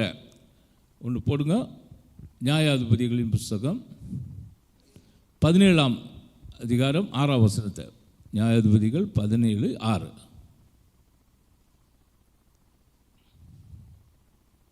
அந்நாட்களில் இஸ்ரவேலிலே ராஜா இல்லை, அவனவன் தன் தன் பார்வைக்கு சரிபோனபடி செய்து வந்தான். அவனவன் தன் தன் பார்வைக்கு எப்படி சரியானபடி அவர்கள் செய்தார். அவர்களுக்கு வேறு யாரும் ஆலோசனை கொடுக்கறதுக்கு இல்லை. அந்த நியாயாதிபதி அவர் இப்படியாக, சில ஆள்கள் ஆண்டவரோடு இருந்து செயல்பட்டவர்களாக இருக்கிறார்கள். சிலவர்கள் அவர்களுடைய சொந்த முயற்சியினாலும் பல காரியங்களை செய்து இப்படியாக இஸ்ரவேல் ஜனங்களை வழிநடத்தி கொண்டிருந்தார்கள். ஆனால் ஆண்டவர் இஸ்ரவேல் ஜனங்களுக்கு என்ன கொடுத்திருந்தார்? சில நியாய பிரமாணங்கள், நியாயத்தை நீங்கள் எவ்வாறாக செய்யணும் என்பதை கொடுத்திருந்தார். அதை இவர்கள் செய்யாமல் போகும்போது அங்கே என்ன நடைபெறும் என்றால், ஆண்டவர் அவர்களை என்ன செய்வார்? அதாவது அவர்களை வேற ஒரு ராஜா படையெடுத்து வருவார். அவர்கள் இப்படியாக அடிமையாக்கி கொண்டு போவார்கள். இப்படியாக அநேக போராட்டங்களில் அவர்களை ஆண்டவர் என்ன பண்ணுவார்? அனுமதிப்பார். அது எதற்கென்றால் அவர்களை ஒழுங்குபடுத்துவதற்காக. ஒரு ஒழுங்குத்தன்மை அந்த மக்களுக்கு வர வேண்டும் என்பதற்காகவே ஆண்டவர் என்ன செய்கிறாரு? இவ்வாறாக செய்கிறார். ஆனால் ஆண்டவர் எவ்வாறாக, அதுக்கு நியாயாதிபதிகள் 3ஆம் அதிகாரம் 4-5 வசனத்தை பார்ப்போம். கர்த்தர் மோசேயை கொண்டு தங்கள் பிதாக்களுக்கு விதித்த கற்பனைகளுக்கு இஸ்ரவேலர் கீழ்ப்படிவார்களோ என்று அறியும்படி இஸ்ரவேலரை அவர்களாலே சோதிப்பதற்காக அவர்கள் விடப்பட்டிருந்தார்கள். போதும். ஆண்டவர் மோசே மூலம் சில நியாய பிரமாணங்களை கொடுத்திருக்கிறார். இதே இவர்கள் கீழ்ப்படிந்து இவர்கள் இப்படியாக செய்வார்களோ என்பதை பார்ப்பதற்காகவே ஆண்டவர் என்ன செய்கிறாரு? சில காரியங்கள் எல்லாம் அவர் சோதித்து பார்ப்பார். இன்னைக்கு தேவ பிள்ளைகளாகிய நாம் இந்த பட்டணத்தில் இன்னைக்கு ஒரு இடத்துல இருக்கிறோம். ஆண்டவர் நம்மளுக்கு வேலையை கொடுத்திருக்கிறார், உத்தியோகத்தை கொடுத்திருக்கிறார், பிஸ்னஸை கொடுத்திருக்கிறார், ஊழியத்தை கொடுத்திருக்கலாம். ஆனால் எதை கொடுத்திருந்தாலும் நாம் ஏது நாம் செய்தாலும் ஆண்டவருடைய பிரமாணத்தின்படி நாம் செய்கிறோமா என்பதை ஆண்டவர் என்ன செய்வார்? பார்த்து கொண்டிருப்பார். அது மாறாக வரும்போது ஆண்டவர் அதற்காக அதை சோதிப்பதற்கென்று அடுத்த வசனத்தை போடுங்க. இப்படி இஸ்ரவேல் புத்திரர் கானானியர், ஏத்தியர், எமோரியர், பெரிசேயர், ஏவியர், எபூசியர் ஆகிய இவர்கள் நடுவே குடியிருந்து, அதாவது இப்படியான புற ஜாதி ஜனங்கள் மத்தியில் இவர்கள் இருக்கும்போது அவர்கள் இவர்களை என்ன செய்வார்கள்? நெருக்கி கொண்டிருப்பார்கள். அப்போது ஆண்டவரை நோக்கி இவர்கள் என்ன செய்வார்கள்? இப்படி தான் நம்ம பார்த்துட்டு இருக்கிறோம். அப்படி தானே?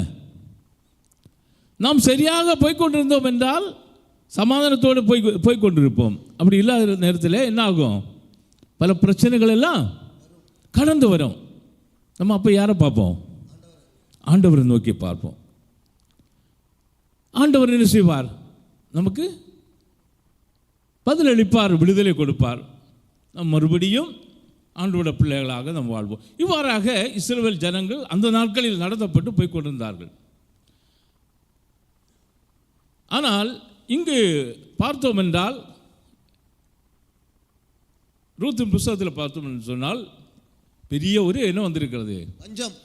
பஞ்சம் வந்திருக்கிறது. அப்போ பஞ்சம் வருவதற்கு காரணம் என்ன? அதை நம்ம பார்ப்போம். உபாகமம் புஸ்தகம் 11ஆம் அதிகாரம் 16-17. உபாகமம் 11-16-17. உங்கள் இருதயம் வஞ்சிக்கப்படாமலும் நீங்கள் வழி விலகி அந்நிய தேவர்களை சேவித்து அவர்களை நமஸ்கரியாமலும் இருக்கும்படி எச்சரிக்கையாயிருங்கள். இல்லாவிடில் கர்த்தருடைய கோபம் உங்கள் மேல் மூண்டு மழை பெய்யாமற் போகவும் தேசம் தன் பலனை கொடாமல் இருக்கவும் வானத்தை அடைத்து போடுவார். கர்த்தர் உங்களுக்கு கொடுத்த நல்ல தேசத்திலிருந்து நீங்கள் சீக்கிரத்தில் அழிந்து போவீர்கள். ஆமென். என்ன சம்பவிக்கிறது? ஆண்டவர் மேகங்களில் என்ன பண்ணுறாரு? மழை பெய்யாமல் அதை தடைப்படுத்துகிறார். நீங்கள் ஆண்டவருடைய வசனங்களுக்கு கீழ்ப்படியாமல் போனால் என்ன சம்பவிக்கும்? தேசத்தில் என்ன வராது?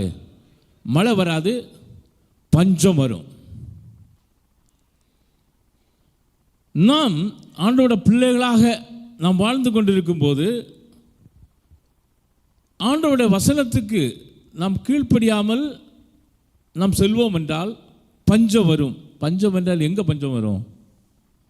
தேசத்தில் பஞ்சம் வராது. நமக்கு ஆத்மீக ஜீவிதத்தில் என்ன வரும்? பஞ்சம் வரும். நம் வேலை பார்க்குற இடத்துல என்ன வரும்? நெருக்கம் வரும். வேலையிலிருந்து சில நேரத்தில் வேலை போகும். பயங்கரமான சிக்கல்கள் வரும். நாம் வாழ்க்கையில் சமாதானத்தோடு வாழ முடியாத நிலையில் நாம் என்ன செய்வோம்? தள்ளப்படுவோம். அப்படிதான் எங்க அபிமெலேக்கின் குடும்பம் என்ன ஆயிருக்கு? எலிமெலேக்கின் குடும்பம் தள்ளப்பட்டிருக்கிறது. எங்க? மோவாப்பில் இல்லை, அதாவது இஸ்ரவேலில் பெத்லெகேம் ஊரில் இவங்க வாழ்ந்துட்டு இருக்கிறார். ஆனால் அந்த பஞ்சம் அவருக்கு மாத்திரமல்ல, யாருக்கும் இருக்கு? அந்த முழு தேசத்தை ஆளுகிற தலைவர் அவர் தவறாக காரியங்கள் எடுத்தால் அந்த தேசம் என்ன செய்யும்? அழிவுக்குள்ள போவோம். நாம் தேவ பிள்ளைகளாக இருக்கிற ஒவ்வொருவரும் தெரிந்து கொள்ள வேண்டியதான ஒன்று, ஒரு லீடர் தலைமையாக இருக்கிறவன் சரியாக செய்யவில்லை என்றால் என்ன ஆகும்? எல்லாம் கீழே விழுந்துவிடும். ஒரு குடும்பத்தில் குடும்ப தலைவன் சரியாக செயல்படவில்லை என்றால் குடும்பம் பாழடைந்து போகும். ஒரு சபையை நடத்துகிற தலைவர்கள் சரியாக சபையை நடத்தவில்லை என்றால் சபை என்ன செய்யும்? விழுந்துவிடும். ஒரு தேசம் சரியாக தலைவர்கள் நடத்தவில்லை என்றால் என்ன ஆகும்? தேசம் பாழடைந்து போகும். அதனால தான் நம்ம இதில் வேதத்தில் பார்க்கிறோம், நீங்கள் அமைதியுள்ள வாழ்க்கை செய்யும்படி தலைவர்களுக்காக என்ன செய்யுங்க? வேண்டிக் கொள்ளுங்கள். நீங்கள் உங்களுக்காக ஜெபிக்கிறீர்களோ இல்லையோ, தலைவர்களுக்காக ஜெபிங்க. ஹல்லேலூயா. குடும்பத்தில் இருக்கிறவங்க குடும்ப தலைவருக்காக ஜெபிங்க. அவர் மனுஷன்தான், அவர் சரியாக இருக்கணும்னு தேவையில்லை. அநேக நேரங்களில் என்ன செய்வார்கள்? தவறுவார்கள். நீங்கள் என்ன செய்யணும்? அவர்களுக்கு போய் இருந்து புத்திமதி சொல்வதில்லை, அவர்களுக்காக ஜெபம் செய்யுங்கள். நீங்கள் புத்திமதி சொல்லி ஒருவரும் என்ன பண்ண போகிறதில்லை, கேட்க போகிறதில்லை, நடக்க போகிறதில்லை. நடக்கிற காரியம் நீங்கள் அவர்களுக்காக ஜெபம் பண்ணுங்கள். சபை உள்ளவர்கள், சபை தலைவர்களுக்காக என்ன செய்யுங்க? ஜெபம் பண்ணுங்க. அல்லது நமக்கு உபதேசம் சொன்னதுனால காரியம் இல்லை. அவங்க இப்படியாக அதை சரியாக நடத்த வேண்டும் என்றால் ஆண்டவர் அங்கே என்ன செய்யணும்? இடப்படணும். ஸோ நம் இப்படியாக தலைவர்களுக்காக நாம் ஜெபம் செய்து, ஒரு தேசத்தின் தலைவர்களுக்காக ஜெபம் பண்ணும்போது தேசம் சரியாக அது நடத்தப்படும். நாம் அந்த தேசத்தின் பலனை அனுபவிப்போம். ஹல்லேலூயா. இப்போ இங்கு பார்த்தோம் என்றால், அந்த இஸ்ரவேல் தேசத்தில் பஞ்சத்தின் நிமித்தம் எபிமெலேக்கு என்றால், எலிமெலேக்கு என்றால் அதுக்கு அர்த்தம் என்ன தெரியுமா? God is my king. தேவன் என்னுடைய ராஜா. அதாவது இஸ்ரவேலில் உள்ள கலாச்சாரத்தின்படி ஒவ்வொரு பேருக்கும் என்ன உண்டு? அர்த்தம் உண்டு. பெத்லெகேம் என்றால் அதுக்கு என்ன அர்த்தம் தெரியுமா? அப்பத்தின் வீடு. அங்கே என்ன என்ன இருக்குமா? அப்போ குறையாது. ஆனால் இங்கே எப்படி இருக்கு? பஞ்சம் வந்திருக்கு. பஞ்சத்துக்கு காரணம் என்ன? ஜனங்களோட மீறுதல் நிமித்தம் அங்கே என்ன வந்திருக்கு? இல்லாட்டி இப்போ திரையில என்ன வராது? பஞ்சம் வராது. மோவாபுக்கு போகிறாங்க. மோவாபுன்னு சொன்ன என்ன அர்த்தம் தெரியுமா? மோவாப் என்றால் வேஸ்ட் லேண்டு. அழுக்குகளை கொண்டு குப்பைகளை கொட்டுகிறதுக்கு பேர் என்னது? மோவாப். அப்பத்தின் வீடுலேருந்து எங்கே போகிறாங்க? எங்கே? வேஸ்ட் லேண்டுக்கு போயிட்டு இருக்கிறாங்க. ஒருவேளை நம்ம வாழ்க்கையிலும் நம்முடைய உத்தியோகத்தில் போராட்டம் இருக்குது, ஊழியத்தில் போராட்டம் இருக்குன்னு சொன்னால் நம்ம எடுத்து சாடி போகிறது எங்கே? வேஸ்ட் லேண்ட்லே போய்விடக்கூடாது. எங்கே இருக்கணும்? அப்பத்தின் வீட்டில் நீங்கள் இருங்க. ஒன்று மாத்திரம் தெரிந்து கொள்ளணும், நான் இங்கே வந்திருக்கேன், இந்த வேலையில் நான் இருக்கிறேன்னு சொன்னால் அந்த வேலை எனக்கு யார் கொடுத்துருக்கிறா? ஆண்டவர் கொடுத்துருக்கிறார். ஆண்டவன சமூகத்தை நோக்கி பார்க்கிறத விட்டுட்டு நம்ம எங்கே போகிறோம்? மோவாப் தேசத்துக்கு போயிட்டு இருக்கிறோம். மோவாபியர்கள் 10 தலைமுறை வரை ஆண்டோட ஆலயத்துக்கு என்ன செய்ய முடியாதான்? வரக்கூடாது. அது காரணம் என்ன?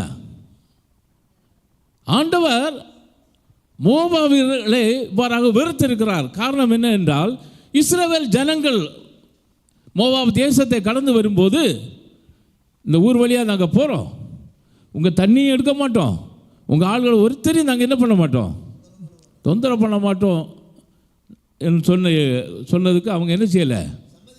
சம்மதிக்கலை. அவர்களுக்கு எதிராக போனார்கள். ஆண்டவர் அவர்களை என்ன செய்தார்? வெறுத்தார். மோவாபியர்கள் என்ன செய்யக்கூடாது? ஆண்டவர் சமூகத்தில் சபைக்கு 10 தலைமுறை வரைக்கும் வரக்கூடாது என்று ஆண்டவருடைய ஒரு கட்டளையாக இருந்தது. அது மாத்திரமல்ல, மோவாபியர்கள் யார் என்றால், பாலாக் ராஜா இஸ்ரவேலர்களை சபிக்கணும் என்று கூலி கொடுத்து பிளேயாமை கொண்டு வந்து என்ன செஞ்சார்? முயற்சி செய்தார். ஆனால் ஆண்டவர் என்ன செய்யலை? சம்மதிக்கலை. காரணம், இஸ்ரவேலை ஆசீர்வதிப்பதே என்னது? ஆண்டவருக்கு திட்டம், அவருக்கு பிரியம். தேவனுடைய பிள்ளைகளை ஆசீர்வதிப்பதான் ஆண்டவருக்கு பிரியம், அவருடைய சித்தம். உடனே அவன் என்ன செய்தான் என்றால், அந்த மோவாபிய மக்களை தூண்டிவிட்டு, அதாவது அந்த பெண்களை, அதாவது இஸ்ரவேல் ஜனங்களோடு என்ன செய்தார்? வேசித்தனம் பண்ணுறதுக்காக வழிகளை சொல்லி கொடுத்தார். அப்போ என்ன நடக்கும்? ஆண்டோட கோபம் வரும். ஆண்டவர் சபிக்கிறதுக்கு அனுமதிக்காட்டாலும் என்ன பண்ணிட்டாங்க?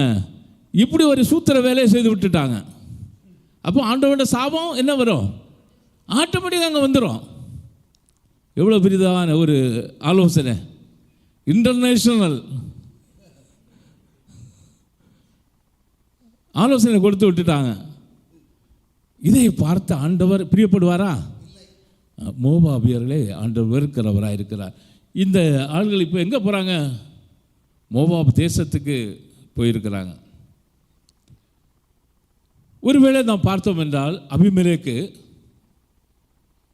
அவரோட குடும்பத்தை, ஏன்னா இங்கே பட்டினியாக இருக்கிறது, அங்கே என்ன இருக்குது, ஏதாவது நல்ல ஒரு நமக்கு ஏதாவது வாழலாம் என்ற ஒரு இதோட இங்கேருந்து புறப்பட்டு போகிறார்கள். போகிறது என்னவென்றால் அவரோட நண்பர்கள் எல்லாம் சொல்லியிருப்பார்கள், நீ ஏன் போகிற, இங்கே எல்லாம் தான் நமக்கு தான் கஷ்டம் இருக்குது, நம்மளை யார் நடத்துவார்? ஆண்டவர் நடத்துவார். காரணம் பெத்லகேம் என்பது அப்பத்தின் வீடு, அங்கே குறையாது. ஒருவேளை இன்னைக்கு நம்முடைய தவறுகளினால் வந்திருக்கலாம். நம் ஆண்டவரை நோக்கி பார்த்தோம் என்றால் அங்கே என்ன நடக்கும்? ஆண்டவர் நமக்கு என்ன கொடுப்பார்? அப்பத்தை கொடுப்பார் என்று கூட அவர் ஆலோசனை சொல்லியிருக்கலாம். ஆனால் அவர் என்ன தீர்மானம் எடுத்திருப்பார் என்றால், நாம் தற்காலிகமாக என்ன பண்ணுவோம், அங்கே போயிடுவோம். ஒரு இப்போ எப்படி இருந்தாலும் சரி, ஒரு 6 மாதம் 1 வருஷம் அது சரியாகும். அது வரைக்கும் என்ன செய்வோம், ஒப்பைத்திட்டு நம்ம போயிட்டு வருவோம் என்று சொல்லி தான் அவர் போயிருப்பார். அங்கே போனால் என்னாச்சு, அங்கே தன்னுடைய மக்களுக்கு என்ன செஞ்சார், திருமணம் நடத்தினார். அங்கே செட்டில் ஆகிவிட்டார்கள். 10 ஆண்டுகள் சென்று விட்டது. அபிமெலேக்கும் மரித்து விட்டார். 2 மக்களும் மரித்து விட்டார்கள். இப்போது 3 விதவைகளாக அங்கே இருக்கிறார்கள். ஹல்லேலூயா. அதாவது பிசாசு என்ன செய்வான் என்றால், தற்காலத்துக்கு நாம் போவோம் என்று ஒரு காரியத்தை நாம் ஸ்டெப் எடுத்தோம் என்றால், அவன் அதுதான் என்னது, அவனுடைய பெரிதான ஒரு கட்டு, ஒரு பிடித்தம். அதிலிருந்து நாம் கலந்து வரவே முடியாது. நாம் என்னதான் முயற்சி செய்தாலும் என்ன செய்ய முடியாது, திருப்பி வர முடியாது. காரணம், அவ்வாறாக சுற்று சூழ்நிலைகள் எல்லாம் நம்மளை இறுக என்ன செய்துவிடும், கட்டிவிடும். அவ்வாறாக அவங்க சிக்குண்டு அங்கே இருக்கிறார்கள். ஒரு சின்ன ஒரு காரியத்தை சொல்கிறேன். இது என்னுடைய பிஸ்னஸ் காரியத்தில் உள்ளதை வச்சு சொல்கிறேன். நான் ஒரு பிஸ்னஸ் பண்ணுறேன், உங்களுக்கு எல்லாருக்கும் தெரியும்னு நினைக்கிறேன். அது என்ன பிஸ்னஸ்ன்னு சொன்னால், போட்டுக்கு எல்லா இதில் போகக்கூடிய என்ஜின். எத்தனை பேர் போட்டு பார்த்துருக்கீங்க? ஓகே, போட்டில் உட்காந்தா போகுது இல்லையா? அது போகணுன்னா அதுக்கு என்ன வேணும், என்ன வேணும்? ஒரு மெஷின் இருக்குது, அது ஓடிட்டுருக்கு. அது நல்லா ஓடினா தான் என்ன செய்ய முடியும், போக முடியும். கடலில் வச்சு போட்டு கோளாறான்னா என்ன பண்ணுறது? கரையில் நின்னா எங்கேயாவது நிப்பாட்டிக்கலாம், ரிப்பேர் பண்ணலாம். கடலில் வச்சு ப்ராப்ளம் வந்தால் என்ன செய்கிறது?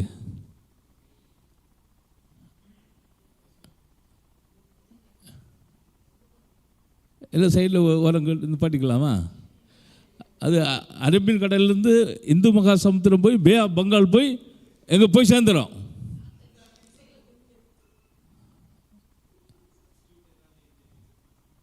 சப்ஸ்டியூட் என்ஜின்லாம் வச்சுட்டு போக முடியும். இது என்ன ஸ்பேர் பார்ட்ஸா?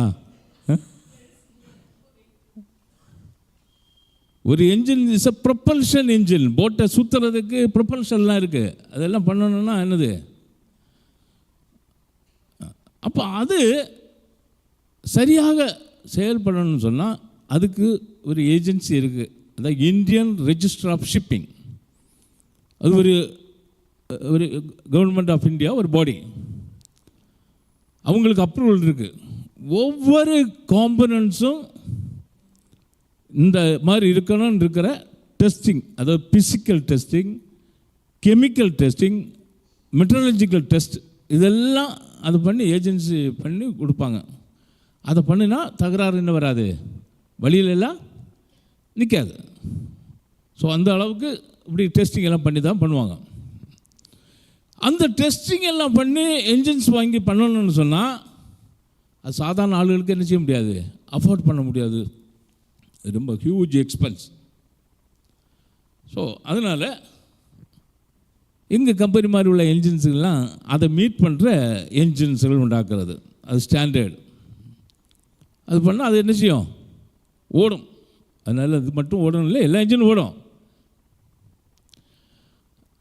அந்த என்ஜினை வாங்குகிற நேரத்தில் என்ன பண்ணுவாங்கன்னு சொன்னால், சில ஆளுங்க காசு இல்லாதவங்க, அப்போ அவங்க ஒரு போட்டு கட்டுறாங்க, கட்டினோடனே எங்கள் ஆளுங்க என்ன பண்ணுவாங்க, அப்ரோச் பண்ணுவாங்க. அப்போது அவங்ககிட்ட சொல்லும்போ, சார் நான் இந்த வாட்டி பழைய என்ஜின் எடுத்து வைக்க போகிறேன், எனக்கு அஃபோர்ட் பண்ண முடியாது. அப்போது நாங்கள் சொல்லுவோம், இப்படி பழைய என்ஜின் வச்சா இந்த மாதிரி உள்ள காரியங்கள் எல்லாம் எக்ஸ்பிளைன் பண்ணி காரியத்தை சொன்னாலும் நமக்கு அந்த அளவுக்கு எனக்கு பண்ண முடியல. நான் ஒன்று மட்டும் செய்கிறேன், இப்போது இந்த பழைய என்ஜினை வச்சு நான் நான் ஒரு என்ஜினை வாங்கிட்டேன், இந்த என்ஜினை வச்சு நான் போகிறேன். இந்த சீசனில் நான் என்ன செஞ்சிருவேன், போயிட்டு எனக்கு காசு வந்துடும். அடுத்த சீசனில் வந்த உடனே இந்த என்ஜின் இறக்கிட்டு உங்கள் என்ஜினை நான் என்ன பண்ணிடுவேன், ஏற்றிடுவேன். ஓகே, எனக்கு நமக்கு தெரியும், இந்த சாத்தான்கிட்ட பிடிப்பட்டா அவன் என்ன செய்ய மாட்டான், திரும்பி ஏன் வர முடியாது, அதில் பழகிறது இல்லை. அந்த என்ஜினை அவன் ஓட்ட ஆரம்பித்தான்னா இன்றைக்கி இந்த சாமான் உடையும், நாளைக்கு ஒரு மாதத்துக்கு அப்புறம் அடுத்த சாமான் உடையும். ஸோ இதை ரிப்பேர் பண்ணுறதும் இதை ஓட்டுறதும் அவனுக்கு ஒரு பிஸ்னஸ் கமர்ஷியலாக அவனுக்கு பண்ணுறது என்ன இருக்காது, பெனிஃபிஷியலாக இருக்காது. இன்றைக்கி 1,00,000 ரூபா அவனுக்கு வருமானம் வருதுன்னு சொன்னால் அதுக்கு செலவே 75,000 ரூபாய்க்கு கையிலேருந்து போயிடும். அடுத்த அதை இதை பண்ணிட்டு வரும்போது அடுத்த பிரச்சனை வந்து நிற்கும். பழசுன்னா பழசு தானே என்ன இருந்தாலும். அப்போது அவன் ஒரு சீசனில் 4 சீசன் ஆனால் என்ன பண்ண முடியாது, வாங்க முடியாது. அதோடு அவன் பிஸ்னஸும் நுழைஞ்சு போயிடுவான். யாராவது இந்த மாதிரி போய்ட்டு இருந்தால் பிஸ்னஸில் முன்னே போக முடியுமா? ஓகே, நான் சொன்னது எத்தனை பேர் புரிஞ்சுது? இதே மாதிரி தான் பிசாசும் என்ன பண்ணுவான்னு சொன்னால், நம்மளை ரீலொக்கேட் பண்ணி ஒரு இடத்துல இருந்து கொண்டு போயிட்டாங்க, அல்லது ஏதாவது ஒரு காரியத்தில் நம்ம வேலை பார்க்குறது இந்த வேலையை விட்டு வேற ஒரு வேலைக்கு நம்மளை அனுப்பி ஏதாவது நம்ம முயற்சி செய்து நம்மளை அந்த மாதிரி போய் அதில் போய் மாட்டிக்கிட்டேன்னு சொன்னால் என்ன செய்ய முடியாது, அவ்வளவு ஈஸியான காரியம் இல்லை. எத்தனை பேர் இப்படியாக என்னோட இருக்கீங்க? அப்போ தேவ பிள்ளைகள் நம்ம எடுக்கிற தீர்மானங்களும் நம்ம போகிறதும் எப்படி இருக்கணும், அது ஆண்டவருக்கு பிரியம் இருக்கிறதா, ஆண்டவருடைய சித்தம் இருக்கிறதா என்பதை நாம் பரிசோதித்து நாம் செல்ல வேண்டியது நம் ஒவ்வொருவருடைய முக்கியத்துவமாகும். ஓகே, அடுத்தது காரியத்தை பார்ப்போம். அதாவது இப்போ எலிமெலேக் அவர் இறந்து விட்டார், பிள்ளைகள் இறந்து விட்டாங்க. இப்போ அவர்கள் இப்படியான காரியத்தில் அங்கே இருக்காங்க. ஓகே, அந்த சரித்திரத்துக்கு நம்ம வரல, அதுக்கு பின்னாடி நடக்கிற காரியங்கள் நமக்கு வேண்டாம். நம்முடைய டாபிக் என்னது? ராங் சாய்ஸ், நம்ம எடுக்கிற தீர்மானம். அதை குறித்து நாம் பார்ப்போம். அடுத்தபடியாக நம்ம பார்த்தோம்னு சொன்னால், அதாவது ஆபிரகாமும் லோத்தும். ஆபிரகாம் லோத் 2 பேரும் இப்போ எப்படி இருக்கிறாங்க, செல்வந்தர்களாக. அவளுக்கு நிறைய ஆடுகள் மாடுகள் செல்வங்கள் பெருகி இருக்கு. இப்போ அவங்களால என்ன செய்ய முடியல, மேனேஜ் பண்ண முடியல. எப்போ இருந்தாலும் சரி, எல்லாம் அதாவது கூட்டு குடும்பமாக இருந்தால் என்ன ஆகும், சண்டை வரும் இல்லையா? அவங்க சோப்பை எடுத்துட்டாங்க, இவங்க தண்ணி எடுத்துட்டாங்க, அவங்க இதை பண்ணிட்டாங்க, வேற ஒன்றுக்கும் ப்ராப்ளம் வராது. சின்ன சின்ன காரியங்கள். ஸோ அப்போது அதாவது இந்த வீடு வாடகை கொடுக்குறாங்கன்னு வச்சுங்க, ஓனரும் அதாவது வாடகைக்கு இருக்கிறவங்களும் ஒரே இடத்துல இருக்கிறாங்கன்னு வச்சுங்க, அது கூட பரவாயில்ல. அந்த நீங்கள் எவ்வளோ தான் வாடகை, இந்த வருஷம் 10,000க்கு நீங்கள் 12,000 வாடகை கூட்டுங்க, அவங்க கொடுத்துருவாங்க. ஆனால் அந்த தண்ணி, எலக்ட்ரிசிட்டி எல்லாம் இருக்கு இல்லையா, இதெல்லாம் கம்பைண்டாக, அதாவது ஒரே கனெக்ஷனில் வாட்டர் இருக்கும். இப்போ 2 கொடுத்தனே இருக்குது. ஒரு ஆள் என்ன பண்ணுவாங்க, ஒரு 2-3 வீடாக இருக்குது, எல்லாத்துக்கும் வாட்டர் கனெக்ஷன் கொடுக்க முடியுமா? கவர்மெண்ட்டில் ஒரு கனெக்ஷன் தான், அதை டிபெண்ட் பண்ணிக்க வேண்டியது. அப்போது ஒரு மொத்தத்தில் ஒரு 500 ரூபா வருதுன்னு சொன்னால் 3 பேருக்கு என்ன பண்ணணும், இது பண்ணணும். சில வீட்டில் 4 பேர் இருப்பாங்க, சில வீட்டில் ஒரு 2 பேர் இருப்பாங்க, சில வீட்டில் ஒரு ஆள் இருப்பாங்க. அங்கேயே ஒரு பிரச்சனை இருக்கும், அதை நமக்கு கரெக்டாக பண்ண முடியாது. அதுவும் நம்ம மேனேஜ் பண்ணிடலாம். ஆனால் என்ன பண்ணினாலும் அதை இந்த இதெல்லாம் பண்ணி வைக்கிறதுல ஒரு 10 ரூபா 20 ரூபா டிஃப்ரென்ஸ் வரும். ஒரு பாட்டில் தண்ணி 20 ரூபா கொடுத்து வாங்குறாங்க. ஒரு மாதம் செலவு பண்ணவங்க 20 ரூபா 25 ரூபா கூடன்னு சொன்னால் அவங்களுக்கு என்ன பண்ண முடியாது, சமாளிக்க முடியாது. அங்கே என்ன வரும், பிரச்சனை வந்துடும். பிரச்சனை வந்து கடைசியில் இதாகி வீடை காலி பண்ணிட்டு போயிடுவாங்க. ஓகே, நான் எதுக்கு சொல்ல வரேன்னு சொன்னால், இந்த கூட்டு இதுகளாக இருந்து வரும்போது என்ன ஆகும், அங்கே பிரச்சனை. இப்போ போகிறாங்க. இப்போ ஆபிரகாம் சொல்கிறாரு, நீ என்ன பண்ணு, நீ எங்கே போறியோ, வலது பக்கம் போனால் நான் என்ன செய்கிறேன், இடது பக்கம் போகிறேன், அது உன்னுடைய சாய்ஸ். அப்போ லோத்து பார்க்குறார், என்ன இருக்குது, பச்சை பசேன்னு ஒரு இடத்த பார்க்குறாரு. அது எந்த நதி, யோர்தானுக்கு அருகில் உள்ள சமபூமி, பச்சை பசேன்னு இருக்குது. சொல்லிட்டா, நான் என்ன பண்ணுறேன், இங்கே போகிறேன். ஆபிரகாம் பார்க்குறாரு, இங்கே ஒரு இடம், அதை ஆண்டவர் சொல்கிறாரு, நீ என்ன பண்ணு, கானானில் நீ இருக்கு. கானான்னு சொல்கிறது அது பெரிய அன்னைக்கு ஒரு பயங்கரமான ஒரு இடம் ஒன்றும் இல்லை, சாதாரண ஒரு தரிசு பூமியாக இருக்குது கானான். ஆனால் சோதோம் எப்படி இருக்குது என்றால், எப்படி இருக்குது, பச்சை பசேல்னு சொல்லிட்டு பயங்கரமாக இருக்குது. ஆனால் சோதோம் மனிதர்கள் எப்படி இருந்தாங்க, பொல்லாத மனிதர்களாக இருந்தார்கள்.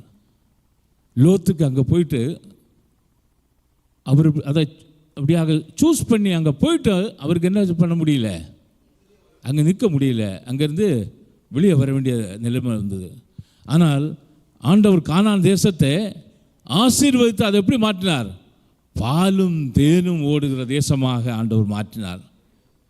ஆண்டவருக்கு சத்தத்துக்கு, ஆண்டவருடைய சித்தத்துக்கு ஒப்பு கொடுத்து இருக்கிறவர்களுக்கு ஒருவேளை ஆரம்பம் கொஞ்சம் கடினமாக இருக்கும், ஆனால் முடிவோ எப்படி இருக்கும், சம்பூர்ணமாக ஆண்டவர் கொடுப்பார், பாலும் தேனும் ஓடுகிற தேசத்தில் வைப்பார். நம்ம அதுக்கு ஒப்பு கொடுத்து நம்ம இருந்தோம் என்றால் நிச்சயமாகவே ஆண்டவர் நம்மளை எப்படியாக ஆசீர்வாதம் நடத்த வல்லவராக இருக்கிறார். இந்த இன்மையிலும் இந்த உலகத்திலும் நம்ம ஆசீர்வதிக்கப்படுவோம், நித்தியத்திலும் நம்ம ஆசீர்வதிக்கப்படுவோம். ஹல்லேலூயா. இப்போ இங்கே பார்த்தோம் என்றால் லோத்தினுடைய சரித்திரம் எல்லாருக்கும் தெரியும். அங்கிருந்து அவர் மலையில் போய் தங்கி இருக்க வேண்டிய நிலை வந்தது. அவருடைய பின்னணிகள் எல்லாம் அது பயங்கரமான நிலைமையில் தள்ளப்பட்டதை நாம் பார்க்க முடியும். அதுவும் நம்முடைய காரியம் இல்லை இன்றைக்குள்ள டாப்பிக்கில். அடுத்தது நம்ம பார்த்தோம்னு சொன்னால், அதாவது தேவனுடைய சித்தம் இல்லாத போகும்போது வரக்கூடிய காரியங்களை நாம் இப்படியாக பார்க்கணும். நாம் ஆண்டவரை இப்படியாக சார்ந்து இருக்கும்போது நமக்கு தேவை என்னன்னு சொன்னால், ஆண்டவரோட என்னது, பிரசன்னம். தேவ பிள்ளைகளுக்கு அதாவது தரிசித்து நடவாமல் நாம் விசுவாசித்து நடக்கிறவர்களுக்கு நமக்கு தேவையானது ஆண்டவருடைய சமூகம். மோசே என்ன சொன்னார்னு சொன்னால், கர்த்தாவே உம்முடைய சமூகம் எனக்கு முன்னால் செல்லவில்லை என்றால் நீர் என்ன வேண்டாம், அனுப்ப வேண்டாம். எங்கள் ஜனங்களை நான் இப்படி அவங்க முன்னோக்கி கொண்டு போகிறேன்னு சொன்னால் எனக்கு என்ன வேணும், உம்முடைய சமூகம் எனக்கு வேணும். நாமும் நம்முடைய வாழ்க்கையில் நாம் முன்னோக்கி சொல்ல வேண்டும் என்றால் நம்ம ஆண்டோட கேட்க வேண்டியது என்னது, கர்த்தாவே உம்முடைய பிரசன்னம் எனக்கு முன்னால் போகணும். அதாவது மோசேயும் யோசுவை வழி நடத்தின தேவன் நீர் என்ன வழி நடத்தணும். எனக்கும் வேலை பிரச்சனைகளும் போராட்டம் இருக்குதுன்னு சொன்னால் ஆண்டவர் சமூகத்தில் நம்ம போய் இருந்துட்டு ஆண்டவர் சமூகத்தை வாஞ்சிக்கணும். ஆண்டவர் சமூகத்தில் வாஞ்சிக்கும் போது அவர் இப்படியாக நடத்தி செல்வார். பெரிய லீடர் தான் யாரு, தாவீது. தாவீது ஒரு நாள் என்ன பண்ணான்னு சொன்னால் சவுலுக்கு பயந்து எங்கே ஓடுறாரு, காடு, எந்த காடு, மோவாப்புக்குள்ளே ஓடுறாரு. சவுல் பயந்து எங்கே ஓடுறாரு, தாவீது சவுலுக்கு பயந்து எங்கே ஓடுறாருன்னு சொன்னால் அவர் மோவாப் தேசத்துக்கு ஓடுறாரு. ஆண்டவர் சொன்னார், தாவீதே நீ எங்கே போ, நீ யூதேயாவுக்கு போ. அப்போது தாவீது அதை உட்கொள்ள முடியல. காரணம் என்னன்னு சொன்னால் மோவாபில் இருந்தால் அவருக்கு ப்ரொடெக்ஷன் இருக்குது. என்ன ப்ரொடெக்ஷன், சவுல் தேடி இங்கே வரமாட்டார். அப்படி வந்தாலும் அவர் என்ன என்ன என்ன செய்ய முடியாது, பிடிக்க முடியாது. யூதேயான்னு சொல்கிறது அவருடைய ஆளுகையில் இருக்கிறது. நான் எங்கே ஒளித்திருந்தாலும் என்ன செய்வார், என்னை பிடித்து விடுவார். எனவே அவர் ஆண்டவரோடு என்ன செய்கிறாரு, அவர் வாக்குவாதம் பண்ண போகல, அவருக்கு மன கடினம்தான். இருந்தாலும் தாவீது கீழ்ப்படிந்து யூதேயாவுக்கு போனார். அங்கு ஆண்டவர் அவர் பாதுகாத்தார். சவுளுடைய கரங்களுக்கு மாத்திரமல்ல, எல்லா எதிரிகளுடைய கரங்களிலும் இருந்து அவரை தப்புவித்து ஆண்டவர் நடத்தினார். எனவே ஆண்டவருடைய சுத்தத்தை, ஆண்டவருடைய சத்தத்துக்கு நாம் செவி கொடுக்கிறவர்களாக நாம் இருந்தால், நம்முடைய எந்த போராட்டங்கள் இருந்தாலும் எல்லாவற்றையும் மறுகடக்க ஆண்டவர் என்ன செய்வார், அங்கே உதவி செய்வார். அவர் வழி திறந்து கொடுப்பார். அது சவுளுடைய கரங்களிலிருந்து தப்பி ஓடினாலும் சரி, எந்த ஒரு நிலைமையில் நாம் ஓடிக்கொண்டிருந்தாலும் என்ன செய்கிறது என்று தெரியாமல் இருக்கிறோம் என்றால் நான் என்ன செய்யலாம், ஆண்டவரை சுத்தத்துக்கு ஒப்பு கொடுத்து அவருடைய பிரசன்னத்தை நாம் வாஞ்சிக்கணும். மோசே கேட்டது போல, கர்த்தாவே உம்முடைய சமூகம் எனக்கு முன் செல்லணும். உம்முடைய சமூகம் எனக்கு முன் செல்லவில்லை என்றால் நீர் என்ன செய்ய வேண்டாம், என்ன அனுப்ப வேண்டாம். எனக்கு தெரியும் என்னால் போய் சேர முடியாது. தேவ பிள்ளைகளாகிய நாம் அநேக போராட்டங்களிலும் நெருக்கங்களிலும், ஒருவேளை என்னோட உத்தியோகத்தில் உள்ள நெருக்கமும் போராட்டம் இருக்கலாம். ஆனால் ஒன்று மாத்திரம் நாம் தெரிந்து கொள்ள வேண்டும், என்னை இங்கு வைத்திருக்கிறது யார், கர்த்தர். எனவே எது இருந்தாலும் எல்லாவற்றையும் நாம் ஓர்க்கொள்ள அவருடைய பிரசன்னம் எனக்கு வேணும்.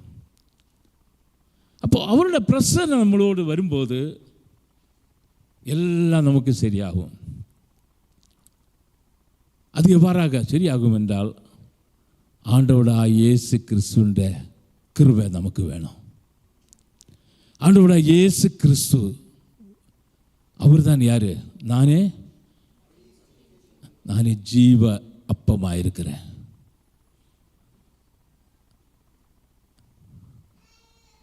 பெத்லகேமை போல எனக்கு ஜீவ அப்பம் வேணும். இயேசு சொல்றார், நான் தான் யாரு, ஜீவ அப்பம் நானே. ஒருவன் என்னை விசுவாசித்தால் என்ன செய்வாங்க, விசுவாசித்தல்ல, ஒருவன் யோவான் 6ஆம் அதிகாரம் 35ஆம் வசனத்தை போடுங்க. இயேசு அவர்களை நோக்கி, ஜீவ அப்பம் நானே, என்னிடத்தில் வருகிறவன் ஒரு காலும் பசி அடையான், என்னிடத்தில் விசுவாசமாக இருக்கிறவன் ஒரு காலும் தாகமடையான். ஆமென், ஹல்லேலூயா. ஜீவ அப்பம் தானே. இயேசு சொல்கிறாரு, என்னிடத்தில் வருகிறவன் என்ன செய்ய மாட்டான், ஒரு காலம் அவனுக்கு என்ன இல்லை, பசி ஆகாது. என்னிடத்தில் விசுவாசமாக இருக்கிறவன் ஒரு காலமும் தாகமடையான். என்னிடத்தில் விசுவாசமாக இருக்கிறவன் எவரோ அவன் உள்ளத்திலிருந்து ஜீவ நதிகள் ஓடும். அப்போ இயேசுவை விசுவாசித்து நாம் செல்லும்போது அவர் நமக்கு அதுக்குள்ள எல்லா பலன்களையும் தந்து நடத்துகிறவராக இருக்கிறார். காரணம், இயேசு எந்த ஊரில் வளர்ந்தார்?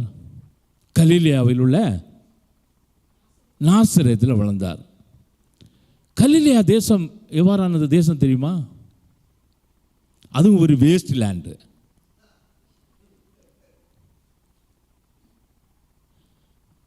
இருளில் இருக்கிற ஜனங்கள் பெரிய வெளிச்சத்தை கண்டார்கள். ஏசாயா தீர்க்கதரிசி அவர் சொன்னது யாருனால? இயேசு கிறிஸ்து அங்கே வந்தபோது என்னாச்சு, அந்த அங்கே இருந்த இருள்கள் எல்லாம் மாறி பெரிய வெளிச்சம்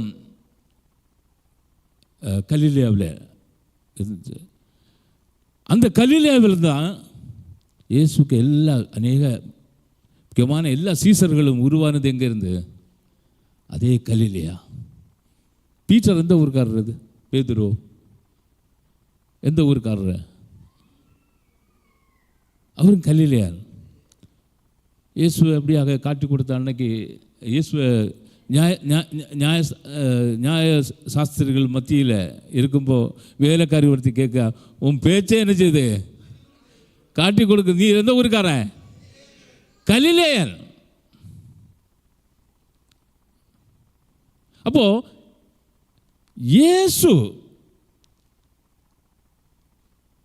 அதாவது இருளை மாற்றினவர் ஆண்டவர். நம்முடைய வாழ்க்கையில் நம்முடைய இருளை மாற்றுகிறவர் யாரு? இயேசு ஒருவர் தான் மாற்ற முடியும்.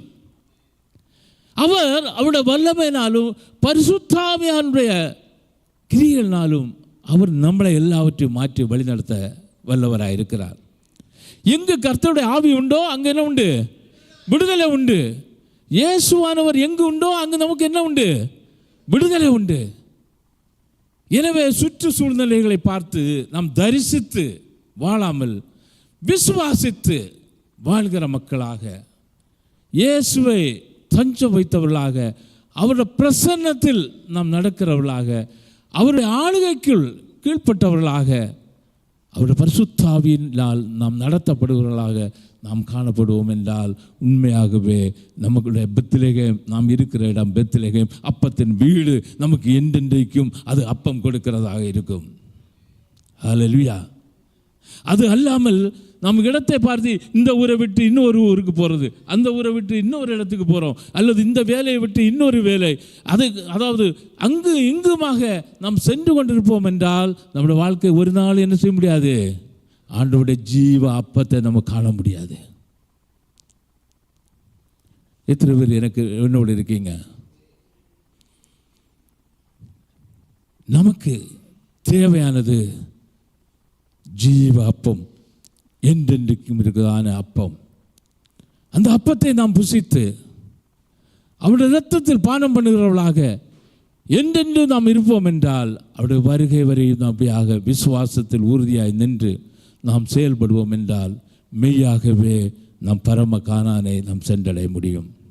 ஹல்லேலூயா. எனவே தேவனாய கர்த்தர் நம்மளை எங்கு வைத்திருந்தாலும் சரி, எந்த நம்முடைய நிலைமைகள் இருந்தாலும் சரி, ஆண்டவருடைய சித்தத்துக்கு நாம் ஒப்பு கொடுத்து நாம் இப்படியாக சுற்று சூழ்நிலையை பார்த்து நாம் தரிசித்து வாழ்கிறவர்களாக இல்லாமல் நாம் விசுவாசித்து வாக்கு தத்தங்களை சுதந்திரிக்கிற மக்களாக நாம் காணப்பட வேண்டும். ஆண்டவர் நமக்கு வாக்கு தத்தங்களை கொடுத்துகிறார். அவர் இப்படியாக நான் இப்படியாக கீழாக்காமல் மேலாக்குவேன், வாளாக்காமல் தலையாக்குவேன், இப்படியாக அநேக வாக்கு தத்தங்களை ஆண்டவர் நமக்கு கொடுத்திருக்கிறார். ஹல்லேலூயா. அவர் ஒரு நாளும் கைவிடாத தேவன். ஹல்லேலூயா. அவர் நான் இப்படியாக நான் உன்னை விட்டு விலகுவதில்லை, உன்னை கைவிடுவதும் இல்லை என்று ஒவ்வொரு நாளும் இப்படியாக வாக்கு கொடுத்திருக்கிற தேவன். நாம் அவரை விசுவாசித்து அவருடைய பிரசன்னத்தில் நாம் நடப்போம் என்றால் தேவன் அவர் நம்மோடு கூட இருந்து வழி நடத்துகிறார் இருக்கிறார். அதற்கு மாறாக நாம் இப்படியாக செயல்படுவோம் என்றால் நம்முடைய வாழ்க்கையில் பஞ்சங்கள் வரும், போராட்டங்கள் வரும், ஆத்மீக பஞ்சம் வரும், குறைவுகள் வரும். எல்லா குறைவுகளையும் நிறைவாக்க ஒருவர், அவர் இயேசுவானவர் மாத்திரமே. ஹல்லேலூயா. நாம் ஒப்பு கொடுப்போமா? நம்ம எல்லோரும் ஒரு நிமிடம் நம்ம எழுந்து நிற்போம்.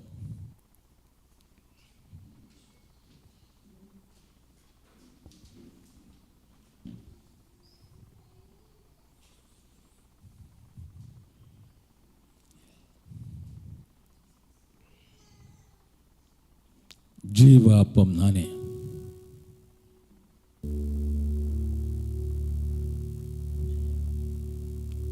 என்றென்றைக்கும் அப்பமாயிருக்கிற ஆண்டவராகிய இயேசு கிறிஸ்துவை நம்முடைய வாழ்க்கையில் இப்படியாக நாம் ஏற்றுக்கொண்டு பூர்ணமான ஒரு நம்பிக்கையோடு, உறுதியான விசுவாசத்தோடும் நம்மை தாமே நம்பியாக நம்முடைய வாழ்க்கையை நாம் அமைத்துக் கொள்வோம். நாம் சுற்று சூழ்நிலைகளை பார்த்து அவைகளை தரிசித்து உலகத்தில் இப்படியாக நாம் அலைந்து போகாமல் விசுவாசத்தில் உறுதியாய் நின்று அவருடைய பிள்ளைகளாக நாம் காணப்படுவோம்.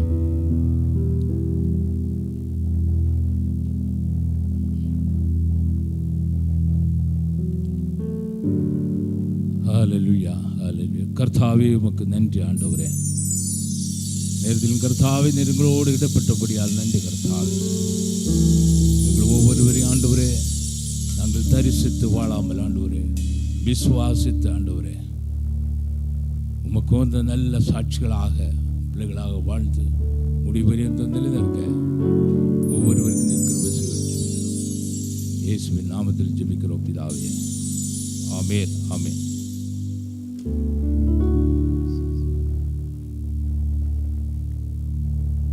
ஆமென், அல்லேலூயா, ஆமென். ஆண்டவருடைய நாமம் மகிமைப்படுவதாக. இந்த அருமையான மே மாதத்தின் கடைசி நாளன்று, அந்த கடைசி ஞாயிறன்று, 5ஆம் ஞாயிறில் நாம் நம்முடைய ஆலயத்திற்கு வரவும் அருமையாக 2 மணி நேரங்கள் நமக்கு தேவன் நம்மோடு இடைப்பட்டார். அருமையான ஆராதனை நடந்தது. அதனைத் தொடர்ந்து திருவிருந்து பகுதி மிக அருமையாக இருந்தது. அதனைத் தொடர்ந்து செய்தி பகுதிகளும் மிகவும் அருமையாக ஆண்டவர் நம்மோடு பேசினார். அதற்காக ஆண்டவருக்கு நாம் நன்றி செலுத்துவோம். ஆமென். ஆண்டவர் நம்மோடு பேசுகிற தேவன். அருமையான தம்பி அல்லேலூயா ஆலன் எடுக்கும்போது அவர் சொன்னார், மாறா கசந்த தண்ணீர் மதுரமாவதற்கு பக்கத்தில் என்ன இருந்தது? மரம் இருந்தது. அந்த தண்ணீர் மதுரமாவதற்கு மரம் இருந்தது. நம்முடைய கண்ணீர் ஆனந்த கண்ணீராய் மாறுவதற்கு சிலுவை என்கிற மரமும், அல்லேலூயா, அந்த சிலுவை மரமும், அந்த சிலுவையில் தொங்குகிற நாதனும் நம்மோடு இருக்கிறார். ஆமென். உங்களுடைய கண்ணீர் மதுரமாகும், கண்ணீர் ஆனந்த களிப்பாக மாற்ற வல்லவர் நம்முடைய ஆண்டவர். மரண பரியந்தம் என்று சொன்னார். மரண பரியந்தம், ஜீவ பரியந்தம் அவர் நம்மை நடத்துகிற தேவன். என்றைக்கும் நம்முடைய தேவன். அவர் ஒருபோதும் நம்மை விட்டு விலகுவதில்லை. இப்படி அருமையான ஒரு ஆராதனைக்கு பிறகு நாவை பற்றி பேசப்பட்டது. ஆமென். அதற்காக ஆண்டவருக்கு நன்றி தெரிவிக்கிறேன்.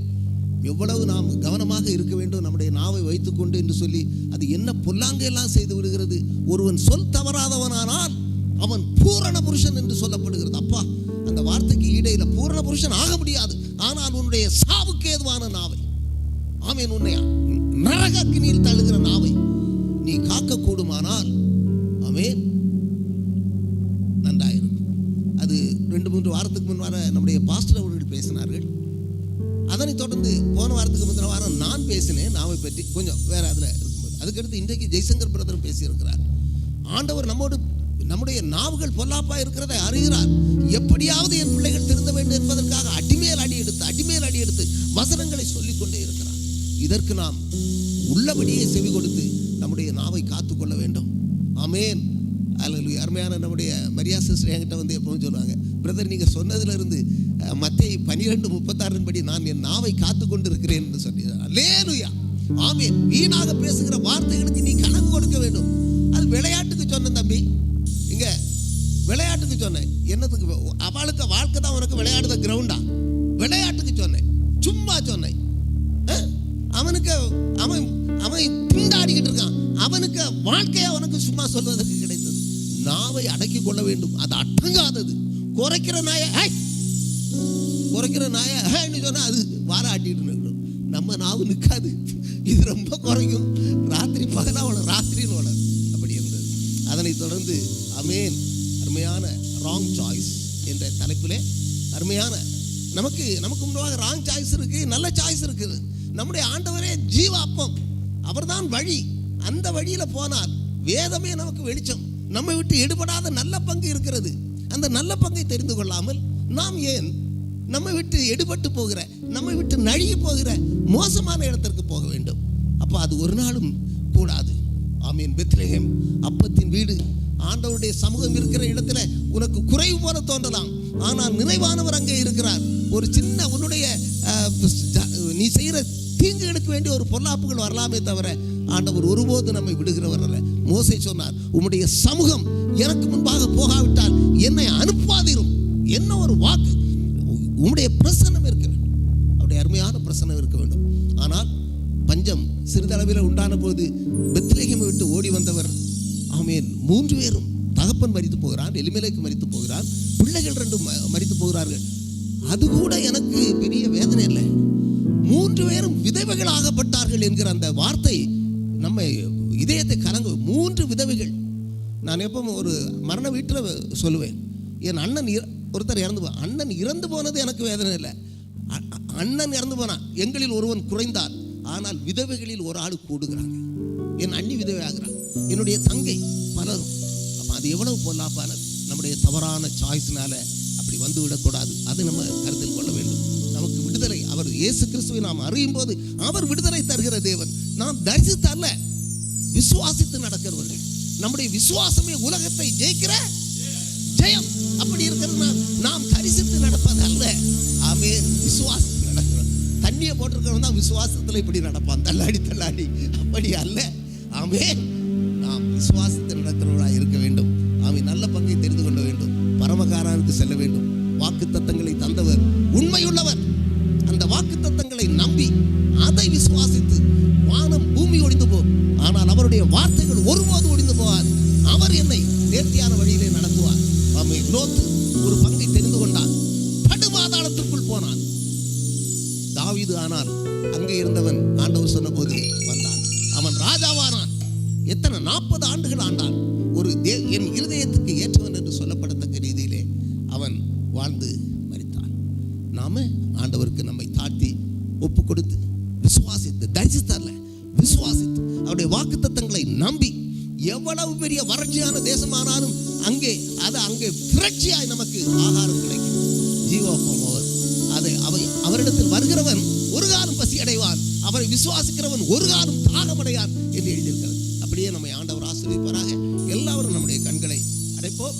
ஆமென். ஜெபிப்போம். எங்கள் அன்பின் பரலோக பிதாவே, நீர் எங்களை நல்ல பாதையிலே வழி நடத்துகிறீர்கள் தகப்பனே. கானான் தேசம் பாலும் தேன் ஓடுகிற சிங்கார தேசம் என்று வேதம் சொல்லுகிறது. நீர் அதற்கு எங்களை நியமித்திருக்கிறீர் தகப்பனே. அதை நாங்கள் விசுவாசித்து ஆமென் நடக்க கிருபை செய்யுங்க. ஆமென். தவறான வழி விலகி போகாதபடிக்கு, ஆமென், தவறான தேர்வு செய்யாதபடிக்கு கர்த்தாவே உம்மை சார்ந்து உம்முடைய சமூகம் எங்களுக்கு முன்பாக செல்ல வேண்டும் தகப்பனே. உம்மை சார்ந்து நாங்கள் வாழ வேண்டும். பெரிய காரியங்களை செய்யுங்க. கேட்ட அருமையான சத்திய வார்த்தைகள் ஆமென் ஒவ்வொன்றுக்கும் நாங்கள் எங்களை தாழ்த்தி கீழ்ப்படுகிறோம் தகப்பனே. எங்கள் இருதயத்திலே பதிந்த இந்த வார்த்தைகளின்படி நாங்கள் நடக்க கிருபை செய்யுங்க. ஒரு போதும் கேட்ட வார்த்தைகளை விட்டு விலகி நாங்கள் தவறி போகாதபடிக்கு ஆமென் எங்களை காத்து நடத்துங்க. உம்முடைய சமூகம் ஆண்டவரே, எங்களை அழைத்தவரே, உம்முடைய சமூகம் எங்களுக்கு முன்பாக எப்பொழுதும் செல்லட்டும் தகப்பனே. எங்களை ஆண்டு வழி நடத்துங்க. ஆமென். பெரிய காரியங்களை செய்யுங்க. அருமையான ஆராதனை நடத்தின தம்பியை ஆசீர்வதிங்க தகப்பனே. திருவிருந்து பகுதியிலே பேசின அருமையான பிரதர் ஜெய்சங்கர் பிரதரை ஆசீர்வதிங்க தகப்பனே. அதனை தொடர்ந்து அருமையான வார்த்தைகளை எங்களோடு பகிர்ந்து கொண்ட எங்கள் பாஸ்டரை ஆசீர்வதிங்க. வந்திருக்கிற ஒவ்வொருவரையும் நீங்கள் ஆசீர்வதித்து பெரிய காரியங்களை செய்யுங்க. எங்கள் வாழ்விலே குறைவுகள் உண்டு, தேவைகள் உண்டு தகப்பனே. நீர் எல்லாவற்றுக்கும் போதுமான தேவன், எங்களை நிறைவாய் ஆசீர்வதிக்கிற தேவன். அந்த வாக்குத்தத்தங்கள் நீ கீழாகாமல் மேலாவாய். ஆமே, நீ மாறாகாமல் தலையாவாய். நீ அநேக ஜாதிகளுக்கு கடன் கொடுப்பாய், நீயோ கடன் வாங்காதிருப்பாய். நான் உன்னை ஆசீர்வதிக்கிற தேவன் என்று சொன்ன எங்கள் ஆண்டவர் எங்களை நீர் ஆசீர்வதிப்பீராக. எங்களை முற்றிலுமாய் தாழ்த்துகிறோம் தகப்பனே. ஆமே, எங்களை ஆண்டு வழி நடத்துங்க. வருகிற மாதங்களில் ஆண்டுகளிலெல்லாம் ஆண்டு வழி நடத்த வேண்டுமாய் கெஞ்சி கொண்டாடுகிறோம். கனம் துதி மகிமையெல்லாம் உமக்கே ஏறெடுக்கிறோம். இயேசு ராஜாவின் நல்ல நாமத்தில் நல்ல பிதாவே, ஆமேன். ஆசீர்வாதத்திற்காக நாம் தலை வணங்குவோம். நம்முடைய ஆண்டவராகிய இயேசு கிறிஸ்துவின் கிருபையும் நம்முடைய பிதாவாகிய தேவனின் அளவற்ற அன்பும் பரிசுத்த ஆவியானவருடைய அந்யோன்ய ஐக்கியமும் இன்றும் என்றும் சந்ததமும் சதாகாலங்களும் நம்மோடு இருப்பதாக. ஆமென். சொன்ன சொல்லை காப்பாற்றும் தெய்வம் உம்மையன்றி யாரும் இல்ல. முடிந்ததில் துவக்கத்தை பார்க்கும் உங்களுக்கு ஈடே இல்ல. சொன்ன சொல்லை காப்பாற்றும் தெய்வம் உம்மையன்றி யாரும் இல்ல. முடிந்ததில் துவக்கத்தை பார்க்கும் உங்களுக்கு ஈடே